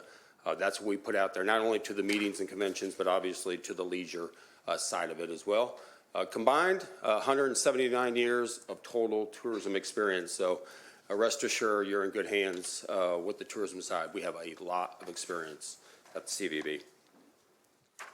Workforce, you can see here that you can see the chart. In FY23, we have a request to add 1 position. That position is for the visitor center. That's a permanent full-time position that is much needed. We have operated that visitor center for 3 years with seasonal and contracted employees. And we've had some good ones, but we've also had about 20 of them. And it's about time that we add a full-time permanent position there. Some of those staffing challenges that we've experienced over the past year, especially during the pandemic, directly contributed to not having enough full-time staff. So we really need that extra position. So that's what that ad is. Besides that, though, we have some vacancies. We've had a few vacancies over the years, but we have more than we've had in the past. But, you know, we're not immune. I'm sorry. Sorry. I heard Tony. We're not immune to the workforce issues that is hitting every industry right now. And so right now we have 2 account executives. That's our sales positions. We have a sales manager, a data coordinator, and a marketing specialist. That's on the digital side that are available. All of those positions are posted. We're looking for those positions to fill those positions now. So if you know anyone good, send them our way, if you would, please. As far as the breakdown, minorities, 22%, and females, 77%. Tourism, we talk about the economic engine, revenue generated, $500 million in visitor expenditure is what we're expecting in our FY23 or calendar year 2022. $11 million in local taxes, employment of 3,500 people. Again, those have fluctuated over the last couple of years, but that's what we're projecting as we get back on track to pre-pandemic levels this year. So those are numbers we can rest assured. Those are Illinois Office of Tourism numbers. Next slide, our FY22 sales and marketing levels and accomplishments. Our sales division, 4,800 direct contacts to meeting and event planners, generated 150 qualified leads. And I think this is the number you need to take a look at. 43,000 room nights turned definite in our FY22. That's pretty good in a pandemic year. And I certainly appreciate the mayor and the city council keeping the team working.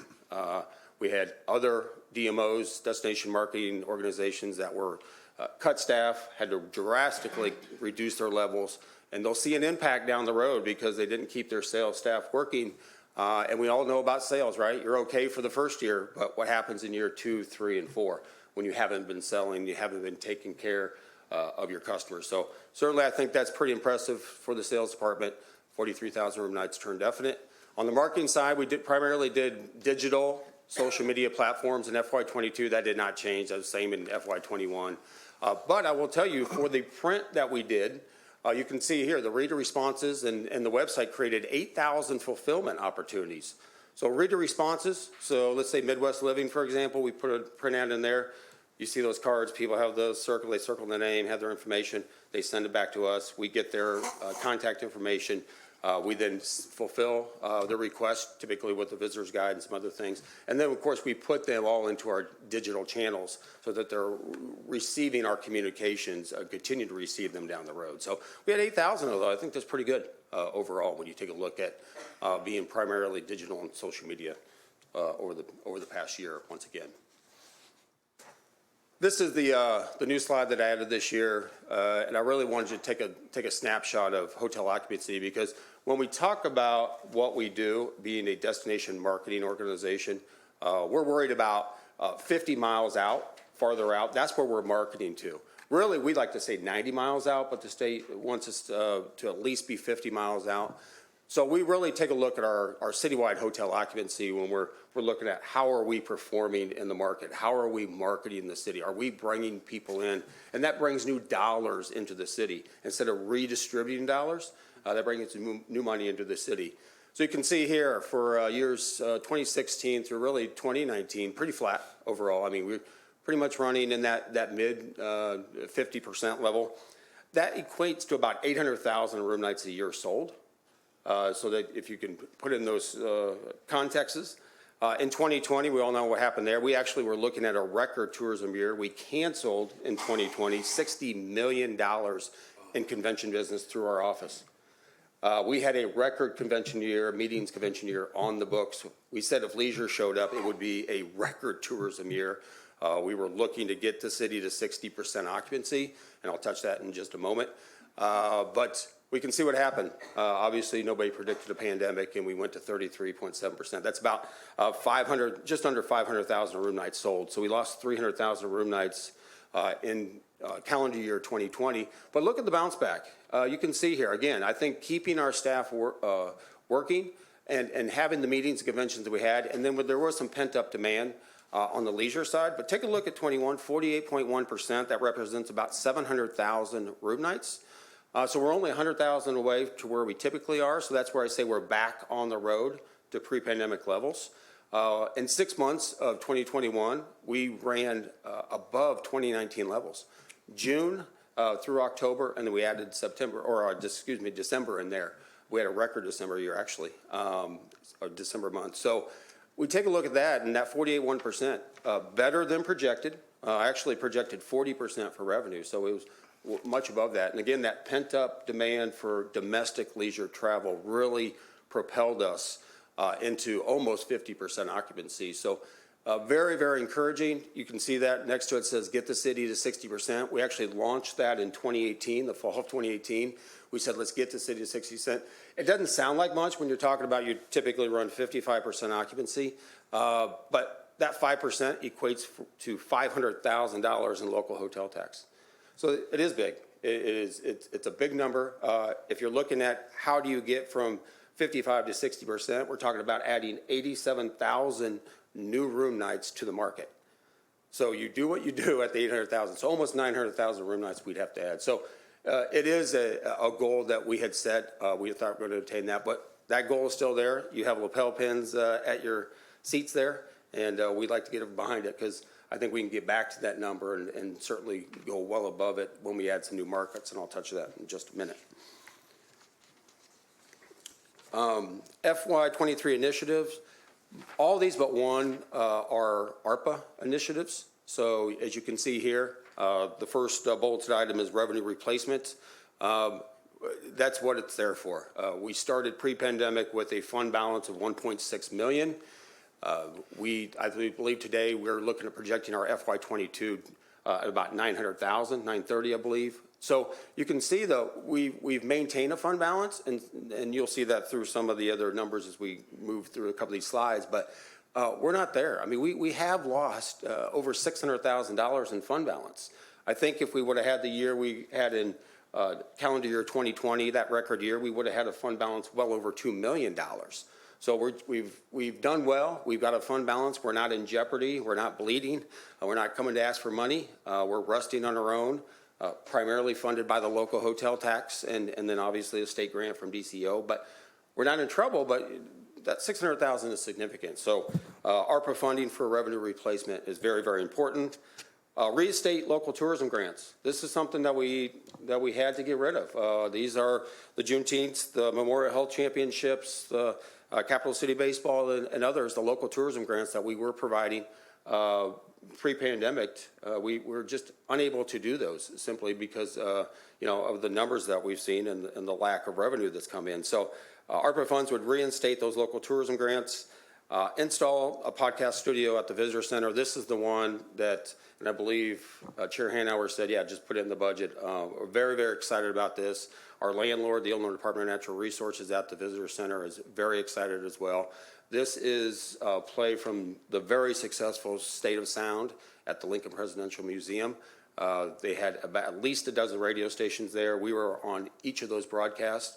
We put them up at a hotel, and they would give us typically 5 minutes or maybe 10 minutes on their broadcast, and Visit Springfield went across the state, and when we were on those shows, and they were repeatedly telling where they're in Springfield. And so we thought, well, let's move this. It wasn't just as easy as moving it, so recreating a podcast, radio, influencer studio right in the back of Tinsley Goods. And remember, you have windows that look onto the sidewalk, so you put some speakers out there, you have on air. It really brings a presence to downtown. And then we can stretch worldwide. We can have these podcasters in from worldwide, do their podcast right from Springfield. And all that for about $30,000. I think that's a steal, and that's certainly something on the ARPA side. Create a new destination event. We want to use some money to create a new destination event, whether that's in the wintertime with, for example, an ice carving event and a large-scale ice carving event. Or also what we were thinking about is, we don't have very many conventions or meetings, and we do okay on 4th of July, but we really are the capital city, and what about we really blow out the 4th of July and really bring that and sell out the city and really bring that together. So that's just a couple, but we'll certainly work with the community on creating a new destination event. Purchase new trash and recycling receptacles. That's much needed. We have, I don't know, they're 15 or 20 years old. If you take a look at it between our sites, they're just, they need replaced. It'd be about 75 pairs, and we'd work through Public Works for that. Complete the Fido project. Fido, the Lincoln family pet, the dog that they left here actually when they left for the White House, but was part of Springfield. Fido, that is with the Springfield Art Association. The mayor's been talking about this for a couple of years now, probably 3 years now, but this would be creating 15 Fido puppy bronze statues that we would put between the historic sites. That would just be one more reason, one more Instagrammable moment for visitors to come through here, and one more learning opportunity as well. Develop a Red Cart Visitors Week. That's where we get ready for our visitors, and we do a campaign for it. So we take a week utilizing Public Works, fresh paint, fresh striping. We put it out there that, hey, we're getting ready for you. We're coming. We know the travel season's coming. We're preparing for you. We're getting ready for you. So that would be money invested, and that would be annual. We'd want to keep that in there and really push that out to our visitors. And then invest in accessible tourism and expand the Aware app. The Aware app that we've had for several years, that is a visually impaired app, helps the visually impaired. It speaks to each of the sites. But we want to expand that to accessible tourism. I've been working with the Disability Commission and Director Huerta for the last year. And we really want to take a look at this. I think we're 3 years out from having true accessible tourism. But, if we start with the hidden disabilities like autism, and we incorporate a sunflower program, which I won't get into now, but it's really, it can be embraced by the community. It's something you can start up right away. And then you can move to accessibility for our websites, and then 3D tours of not only our sites but our businesses so that we can prepare people with disabilities to visit Springfield. That's very, very powerful, and I think that's a market that we can enter, but I also just think it's what we should do, right? As a city, it's what we should do. We should be very, very accommodating. So there's two ways there, but those are really the most of the initiatives that would be in the ARPA funding that we would be taking a look at. This slide's the FY23 budget, and I want you not to pay attention to the variance, the far right column for now. Please do, because you got to remember that this is, to sum it up as this, if we've got the ARPA initiatives inserted into the budget, without the ARPA initiatives, it's the same budget that you approved last year. It's almost the same amount of spend. If you take a look at the FY21 final column, that's the column on mostly the left, you'll see that our FY21 final was $1.6 million. That year, the council approved a budget worth $3.2 million. That was 2020, that was calendar year 2020. So we had a budget moving in there because we knew it was going to be such a big year at $3.2 million. That didn't include any ARPA. That was just our spend for that. Now, of course, we didn't end up spending that. We spent up half that because of what happened with the pandemic. If you moved over to FY22 current budget, our current one, you'll see last year $2.5 million is what the City Council approved. That's what we passed for the budget. You can see actual, it's going to be about $1.8 million. So we did not spend all that simply because we had to be conservative, not knowing. Again, remember, the hotel tax money comes 3 months late, so for us, so we don't know that we're going to have this huge summer. So we really need to be very, very conservative, which we were, which adds to that reason we have almost $1 million fund balance at this point as well. So you can see here, when you look at FY23 requests, it's $3.3 million. If you take out the ARPA funds, you're really looking at about $2.5 million. So it's really the same budget that the City Council approved last year, plus the ARPA. The ARPA is very important, obviously. The revenue replacement, very, very important, so that we don't have to come back to the council. But that's really where we're at. When you take a look at the variances, sure, you're going to have a difference because we're coming off a year that we're in a pandemic year. We have $2.5 million budget, which is well below which we typically would have. But then you're adding the ARPA in there, and so that's where you're going to see most of the variances as we move forward. 2023 focal points. Convention and sales, we're going to continue using our historical data and appointment trade shows, affiliations, their convention funds. We're going to do what we're doing. We're very successful at it. I think you'll see that by canceling the $60 million in calendar year 2020, we're on the right track to be in that convention city. I said we're a convention city once again. The teams work very, very hard. What we're doing is right. We just have to get back to what we were doing. And that's just been somewhat put on hold outside of pushing those conventions to the future years and servicing those when you get back to selling those, which the team is, as we covered earlier. Marketing Springfield, same thing. I just said this podcast studio. We're going after targeted podcasters, bloggers, influencers, get our marketing message out there. Focus on domestic leisure travel once again. We know that international travel is not going to return fully this year. Possibly 50% level, maybe 40 or 50%. All the industry experts say 80% for international travel next year in 23. So we will get back into that market, but we really need to continue to focus on domestic leisure travel. And then we're going to double down on our History Comes Alive program. Last year we ran History Comes Alive at 25% of what our budget was in previous years. We have to get back in that market, so we're going to double down on History Comes Alive and increase that spend this year and double up that spend. Not to where we were pre-pandemic levels, but we're going to have some new programming and really ramp up the History Comes Alive, our Living History program throughout the summer. Sports tourism, absolutely. You know this. We're going to continue pursuing that $20 billion with a B dollar industry. And we know that because the Shields Sports Complex, it's coming down the road here, and we're looking forward to have teams on outdoor fields and moving into that market. And as well, as you saw the announcement, the USL, United Soccer League 2, a new franchise here in town, not directly related to the Shields Sports Park, but because of the Shield Sports Park, they're very, very excited. They've been looking at Springfield for many, many years. Matter of fact, I remember talking to them in 2018, and because they're so excited about the sports park, they're moving forward. So that's very, very excited to have pre-professional soccer in Springfield moving our direction. Route 66, we know what we're doing on 66. You just likely saw, many of you, I know probably Kristen did, saw the Route 66 grant that came out, Alderman Fugenzi as well. We're going to continue to expand our Route 66 Living Legends program, our Explorer Passports.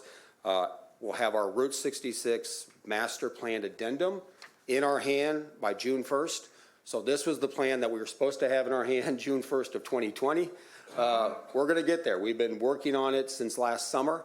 Schmeekley Reserve, who did the 2008 plan, have been meeting with stakeholders. We had a public meeting. We had a stakeholder meeting. They're moving towards that. We will have a Springfield-centric Route 66 plan in our hand by June 1st. So that's exciting. And then we'll continue our communications, our partner updates, our community communications. I hope you guys are receiving those and receiving those on a monthly basis. Our convention alerts, alerting our partners when we have conventions in town so they can be prepared from a workforce standpoint as well. So we'll continue that. And really, I think when you take our focal points, we're talking about conventions, we're talking about Lincoln and Route 66, and we're talking about sports marketing or sports tourism.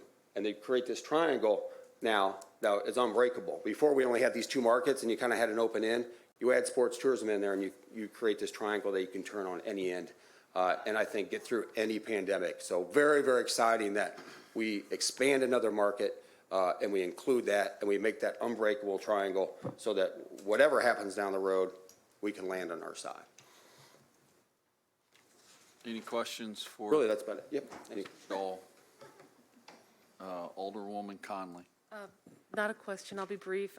Scott, I just want to say, the one thing I didn't really realize you had coming in this budget was the investing in accessible tourism and branching out in that direction. And I just want to applaud you and your staff for that. I think that's a really great initiative. I'd like to see Springfield be a city that welcomes everybody, and that's, so thank you for thinking in that direction. I also, I see your convention lists, and we see the people starting to come back, so thank you to you, your crew. You guys have hung in, and we appreciate that very much.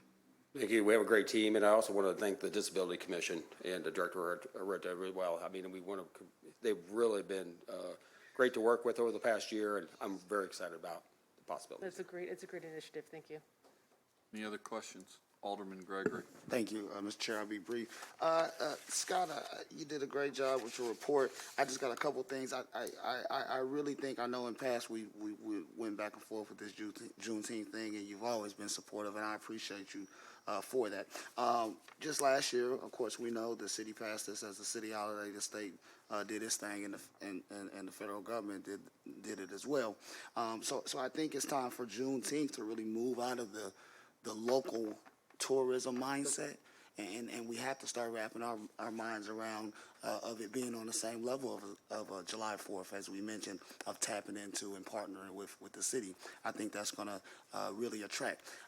I feel like, for Springfield and our relationship to Lincoln, we have to really, really be pushing and working towards that for the future, to have the biggest Juneteenth in the country. There's no reason why that shouldn't be our goal. With that, especially with our relationship to Lincoln. It just is what it is. It all goes together.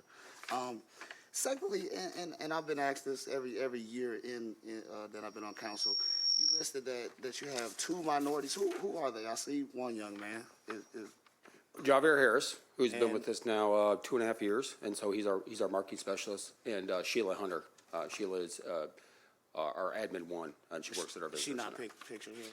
Yep. Okay, all right, thank you. Yeah, she's there, yes. And I think Sheila is more on the Native American side. Okay, all right, yeah, thank you, and sir. she's All right, I appreciate you. And I just wanted to also compliment you on the podcast. My only thought with it is I think it's a great thing. I think it's really going to bring some youth down there and really do some great things from across this country that do visit Springfield.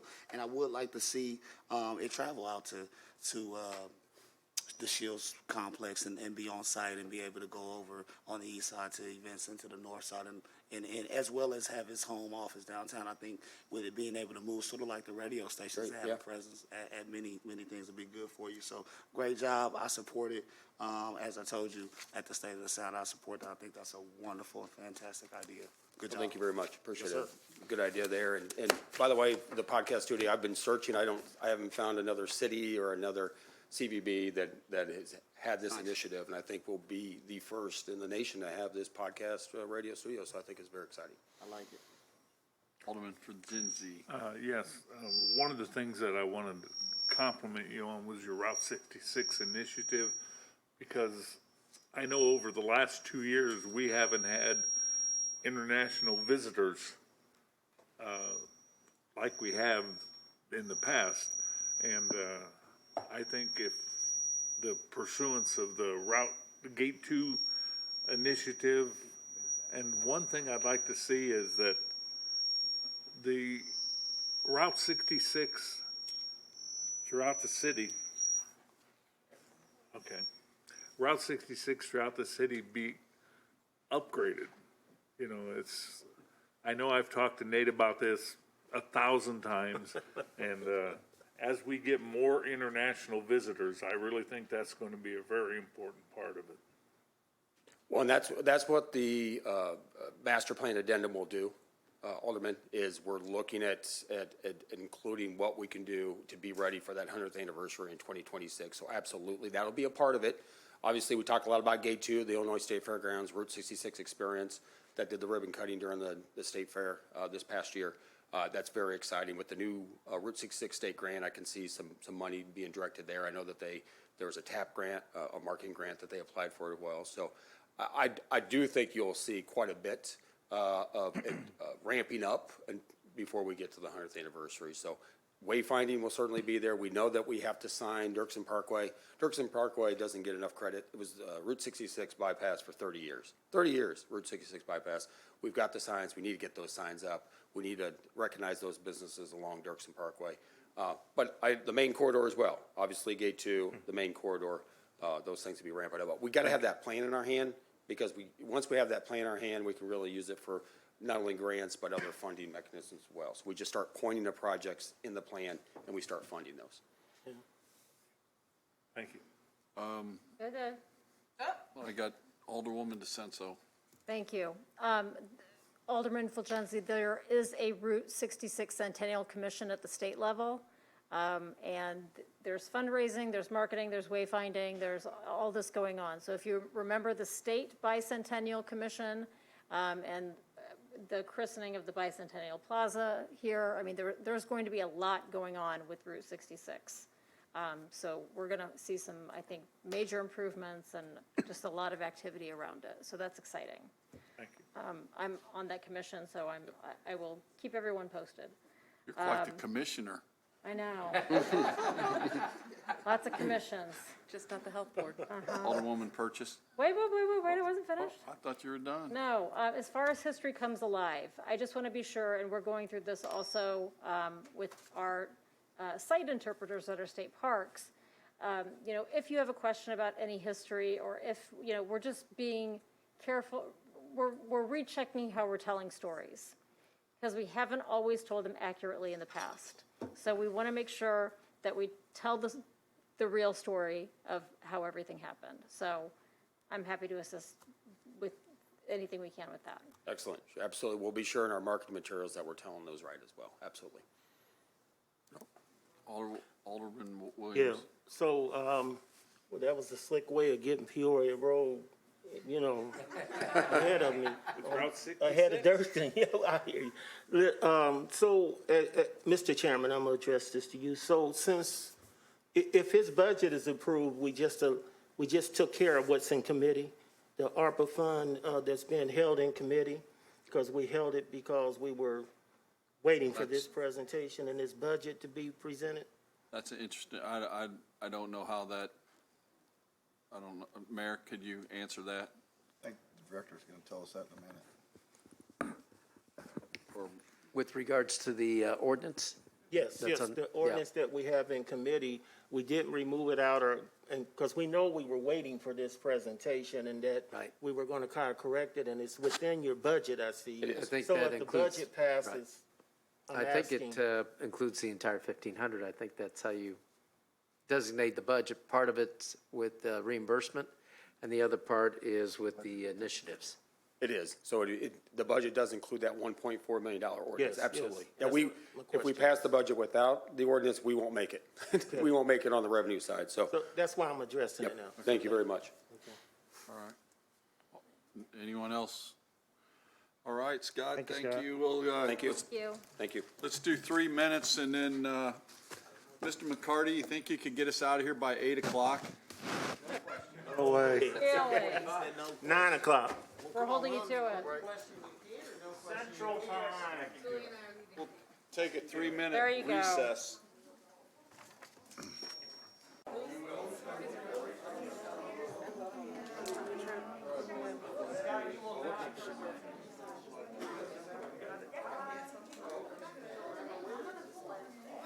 All right, who we waiting on?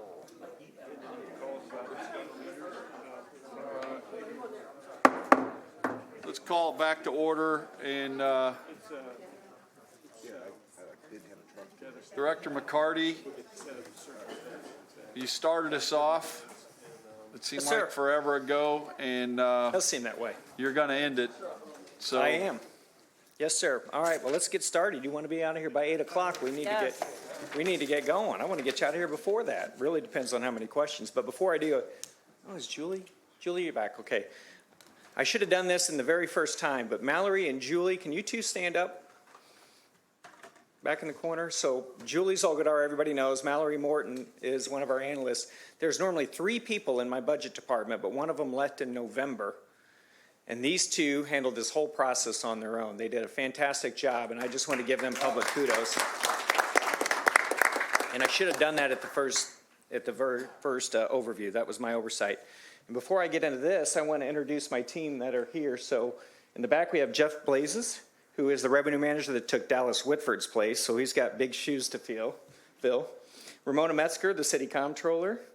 Our relatively new payroll manager, Sheila Becker. Of course, Amanda Long, you all know from purchasing. Tim Weir is our fleet manager. And this young lady sitting to my right is our relatively new fiscal officer. She's the fiscal officer for OBM and for the library, Dominique LaSalvia. So that is the team. All right, so our structure, we have an accounting division with inclusion of accounts payable, an administrative division, which includes the tax and revenue folks, Jeff and Courtney that work with us up there front. The budget division, of course, with field fiscal officers. Remember, a few years ago, we did in-house fiscal officers from the various departments. They're out in the field, but they are OBM employees. And the reason we did that is a shared services model the mayor wanted to implement, where we've got multiple departments under one fiscal officer, such as Dominique, who's doing both OBM and the library, allowed us to cut staff and to save significant money for the city. Central services are purchasing, payroll, and fleet. Our workforce.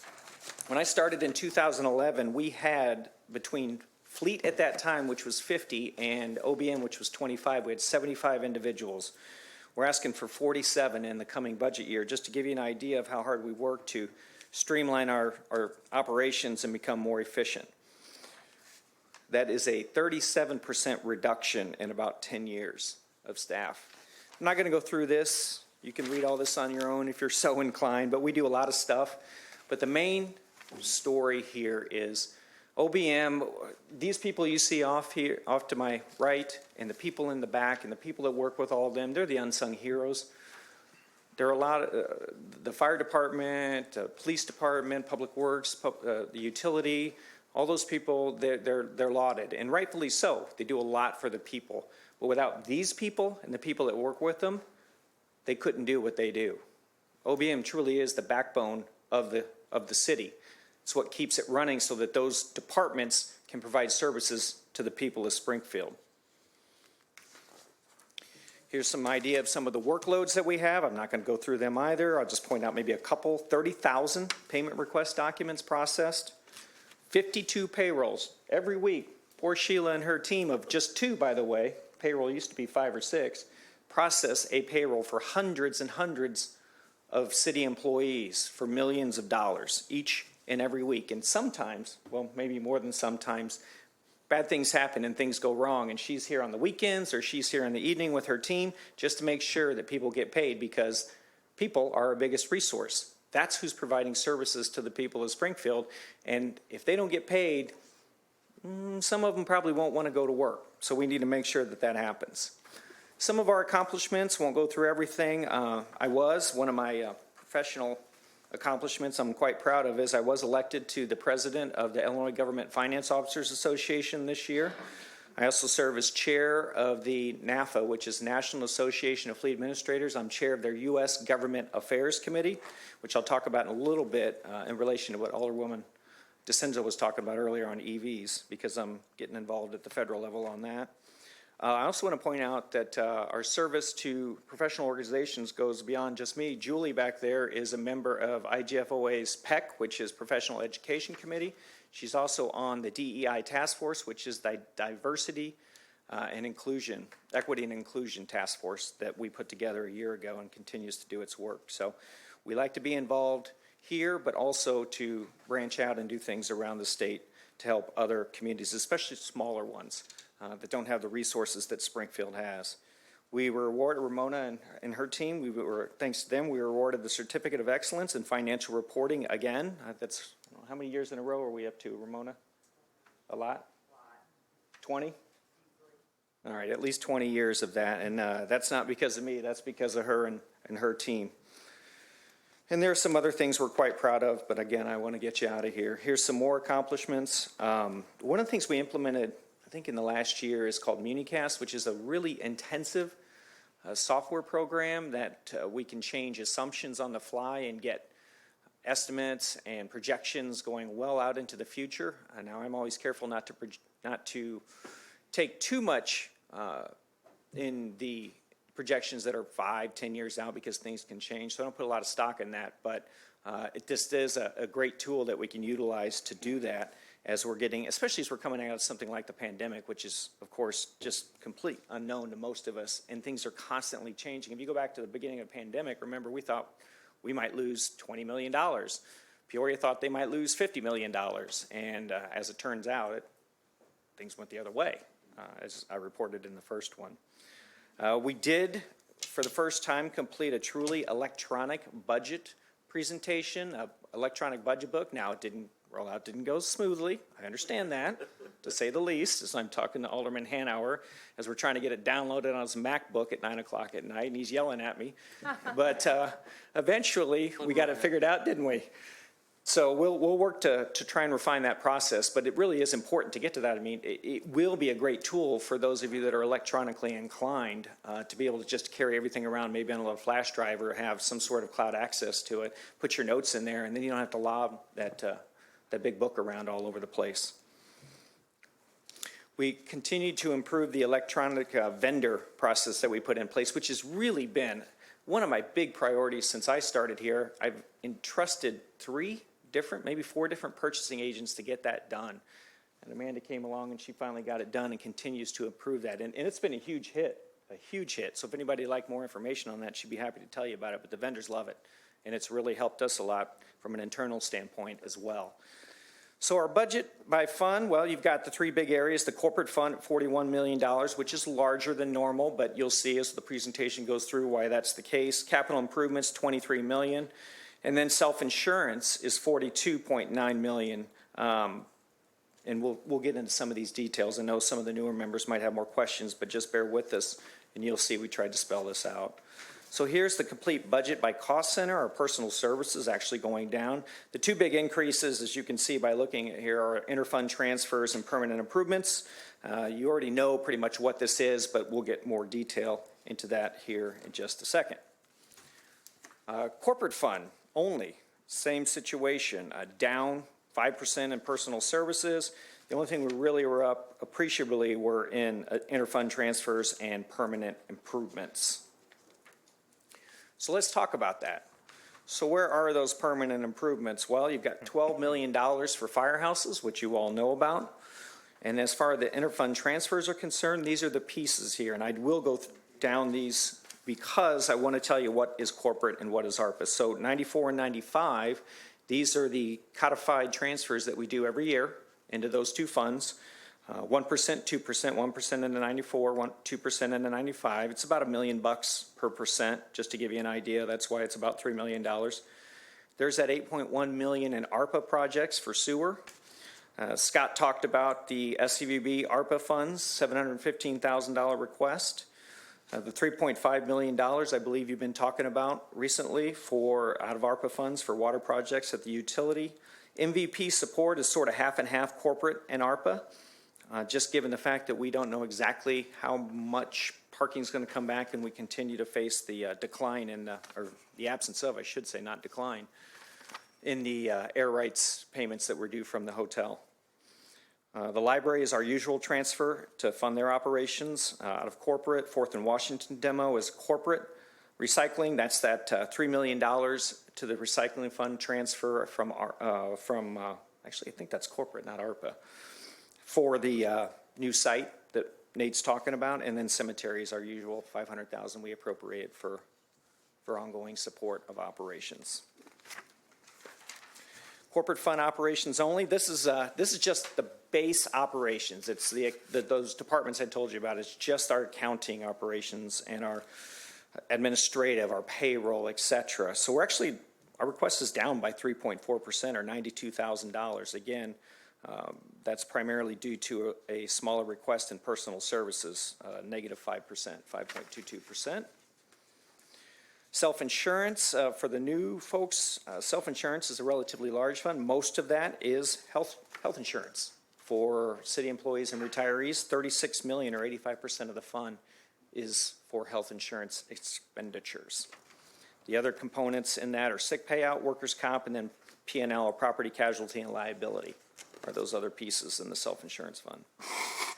Capital improvements, again, for the new folks especially, if you look at the bottom, we put, overall, we're looking at a decrease in our request of nearly 5%.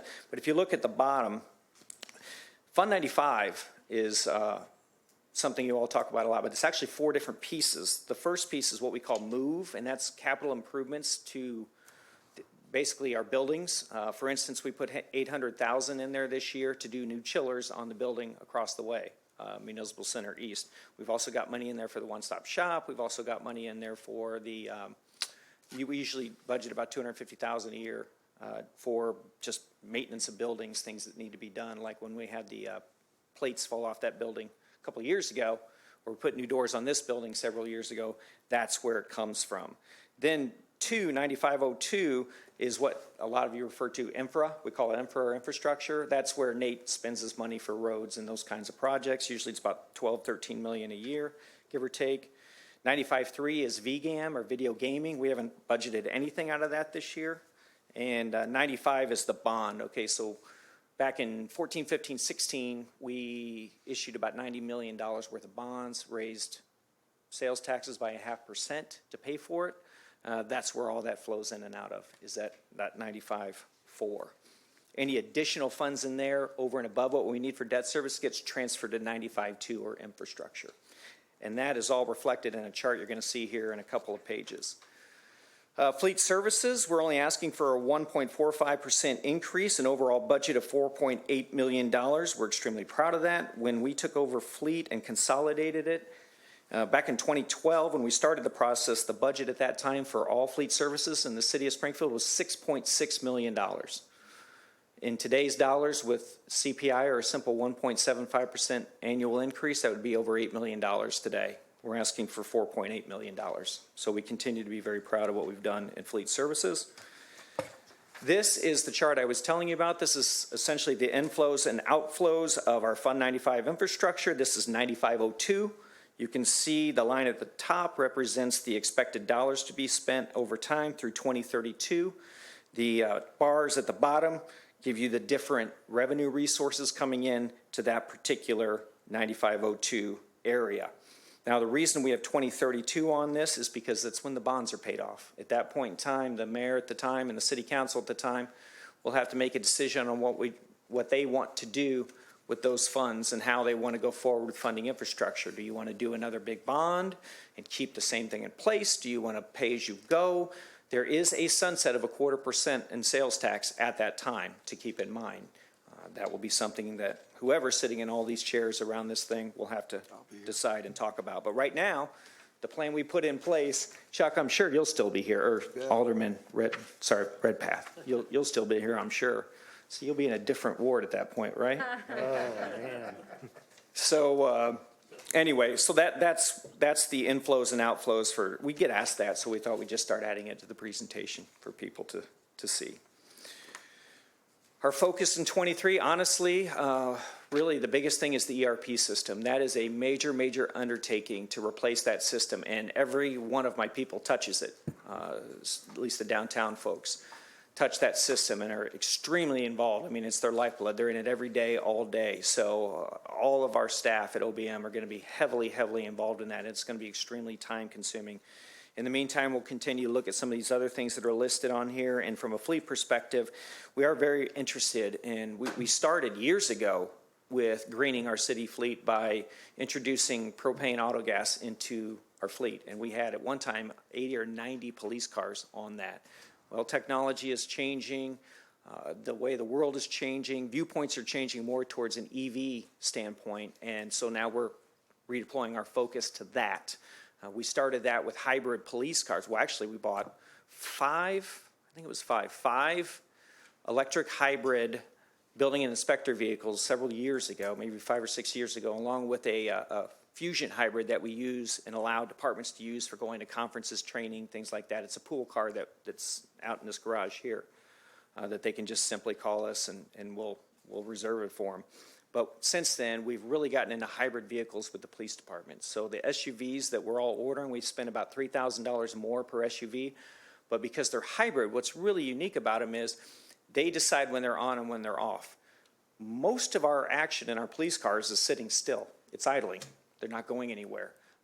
With a regular total gasoline vehicle, it just sits there and it runs and it runs and it runs, and every hour of running is like putting 32 miles on it. Well, with these hybrids, the way it works is they're on, and when they're idling, the car, it's computerized, it senses that you're idling, and I think after 5 minutes or something, it shuts itself off. It shuts off the engine, has a battery pack, runs the electronics because the computer's got to stay on, the light's got to stay on. Then it senses that if the voltage goes down to a certain point, that it needs to recharge the battery. The car automatically kicks back on the engine, recharges the battery pack to an acceptable level, then it shuts down again. And it continues to do that. And we ran, it's been a little while, we probably need to do another one, Tim, but we ran looked at a month, and I think it was in October, maybe it was October, and we compared a regular SUV, all gas, to a electric SUV, hybrid one. And I believe, Tim, correct me if I'm wrong, but I believe the savings in fuel was about 30%. So it was significant. And we'll more than make up the cost of what we're spending extra for these vehicles through our fuel savings, especially now. I know Alderman Redpath, you talked about fuel before, that we're going to make that up pretty quickly. Plus, let's be honest, I mean, it's good public policy, right? Greener, better for the environment, makes total sense. So that's the direction that we're going. The 30 that are on order right now are all hybrids, and we're going to keep going that direction. And the police force, they love them. So we're all on the same page here. But the one thing we need to get more interested in, what we're going to be focusing on fleet, is charging stations. If you're going to have, there's a huge push, not just at the state, but at the federal level.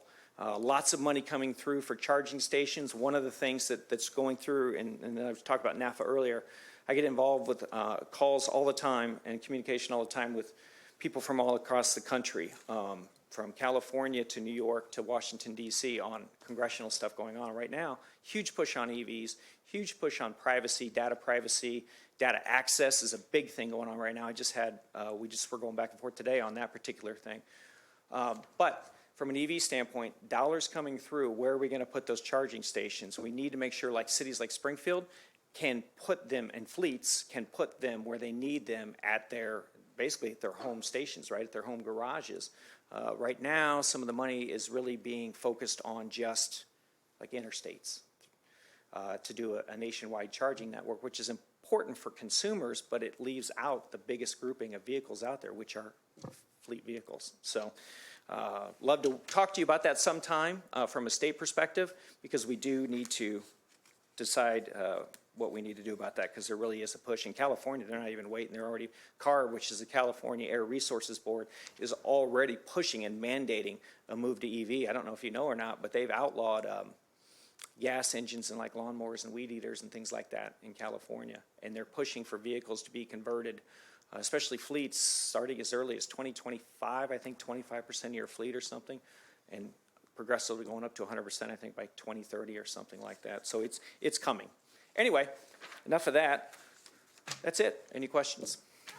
All right, Alderman Donlin. 10 minutes, 9 minutes. Yeah, thank you, Director. Director, I meant to ask you this the first night, and so I'm going to ask it now since I didn't. Could you please get me, you were kind enough to get us a copy of the report that showed for last year and this proposed year, the revenues and expenditures and the expected utilization of the fund balance. And could you get me a copy of the 3-year report, please? That would be wonderful.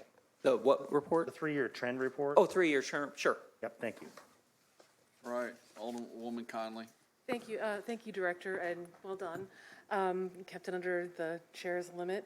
I just have a quick question. You've kind of touched on this. I think if you could just give a little more detail and explanation. One of your larger increases for your budget for this year is in electric data processing. It's a 163% increase. Most of that's going to be the ERP system. I think our share is 600,000 that we've got in there for that. I think the total project we've got projected at 1.2 million, if I'm not mistaken. Might be a little bit You more. kind of implied that. I just wanted to make sure that's exactly what. And I'll double check it, but I'm almost positive that that's what it is. Do you know Thank off the you. top of your head? No. We'll double check it, but I'm almost Go around positive the that's horn. what it is. Okay, thank you. Director, did you have a slide for Fund 94, which is equipment? I don't have a slide for it because it's really simple. It's the loan that you all approved last year. It's debt service for that. So it's the 1% going in and then the debt service going out for that. I didn't do a slide, but the amounts are in the budget book. So you've got on the, City WLP is their own deal, but for the other departments, we've got no spending for vehicles, is that correct? We have, police, they usually have some grants and things that they use to buy vehicles. In fact, I don't know if it's in front of you, Ned, or it might be on first reading. I think they're going to get 7 through like a CEJA grant or something. Right. You'll be seeing that. So you get some of that. Did we put anything else in That's there? not Fund 94, is it?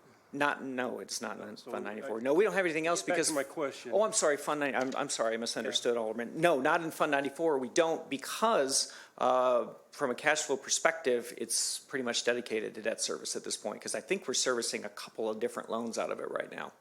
Okay, so there's no buildup of. In fact, we're available transferring a funds, is little that bit of correct? money in there to support it. Never mind.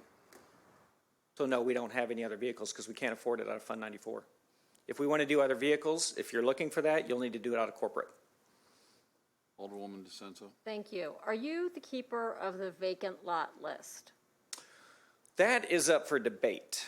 That's why I'm asking. Amanda Long, I guess, is by default. Okay. It was at one time in OPED, and it's sort of bounced around. So currently, we are it? Is that what you're telling me? All right, she says we're it. So yes, I guess we are. Can we get an updated listing? Can there be an updated posting? I get weekly, if not every other daily calls about people wanting to purchase vacant lots. How about I just bring her up here and you can. Well, all I need is a list. You don't even have to come up. And real quick, Okay. to piggyback on that, somebody needs to do an ROI on us owning these lots and what it's costing us. That's why we want to get room. It is a, it definitely, there's a cost to it, and that runs through the Public Works budget in terms of maintaining those lots. I don't know what it is to mow, but it's pretty expensive, and we have a lot of them, so I understand what you're saying. The list is out on the city's website right now, so it is accessible through there. As far as the maintenance of the lots. Can you step up at the microphone so people? The vacant lot list is out on the city's website. Under accessible what? To the public. It's under the purchasing, the Office of Budget Management's And area, it's under the updated? purchasing shopping cart. Yeah. You know what, I'll be happy to send the link to Tim Griffin and he can get it to you guys, so you can access it that way. Great. And then obviously, as far as the maintenance of the lots, that's handled by Public Works. Correct. So. Thank you. No, Okay.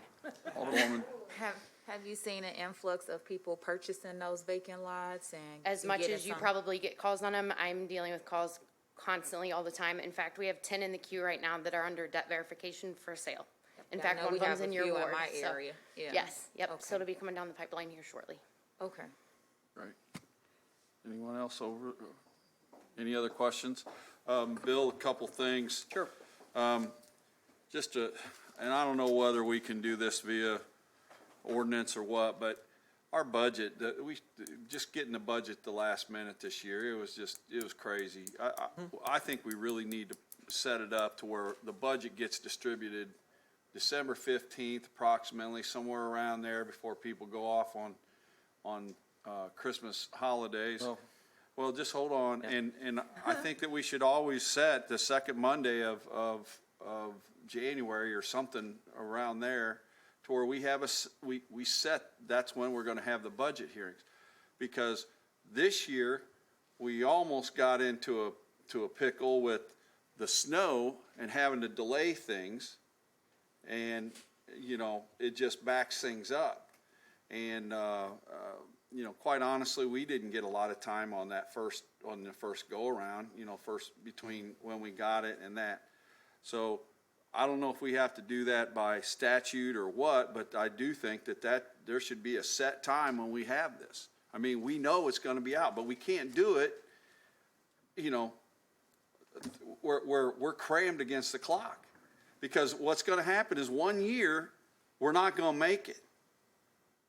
And it's not going to be the city council's fault that we don't make it. It's, you know, if we don't get it on time. So that's my first point. May I respond to that? Yeah, go ahead. So I totally understand. This is what, my 10th? I think my 10th budget. And it's never been this late. It's always been much, I mean, this is weeks later than anyone's ever been, and there's just a lot of things that have been going on. I hate to use COVID as an excuse, but there were people who were out. I will tell you, the way the process normally works is we get started in October. We give the departments until around Thanksgiving or so to get their stuff in. Then our team has to go through and vet it because things inevitably get missed and left out. Then we have to meet with that man up there, go through everything, schedule meetings, which is really hard between Thanksgiving and Christmas, really hard. It would almost be easier to say we get you the budget by Thanksgiving if we could. And then, of course, I'd be for just that too. the uncertainty of, and I think we did that one year, but the uncertainty of the revenues was one of the main reasons why. I mean, the scheduling things were no doubt a problem, but also the uncertainty of the revenues and just, I mean, we gave you a huge number and we had a hard time believing it ourselves. Sure. So we wanted to have as much data as we could. So all of that in conjunction, and having that much and deciding, you know, and saying, hey, Mayor, what do you want to do? I mean, it did take an extra layer of vetting and discussions. We almost had to do 2 meetings between departments and the mayor. Normally we just do 1 in December. So I would say that this year was completely inordinate. And I wouldn't expect you to see that again. Our target is always going to be the first week in January at the latest to get you the books. And then the final question. But I understand your concern. The final question, and we'll be out of here by 8. Do you want to go over when amendments are due to you for the budget and what the rest of the schedule is so that everyone up here knows when they have to have them in? So I don't have the schedule in front of me, but I believe that the amendments were due this Friday? Is that right? Thursday. But we can do that, or next Friday. This Thursday? Thursday the 10th. Well, I'll tell you, honestly, whenever you want to get them, let's say next week, because you'll have committee and then the passage at the next one. So you'll have that much time before you have to consider the amendments. And you can just do floor amendments that particular night before you pass the budget. That's really not that. Again, trying to be considerate, understanding we got it to you late. We're not going to try and make you get them in 2 or 3 days. So if you want to get them to us next week, Julie, when are you comfortable getting them? So we can vet them and make sure everything's in the right format. So we say next Wednesday or Thursday, that good for you? That good for everybody? Give you a little over a week?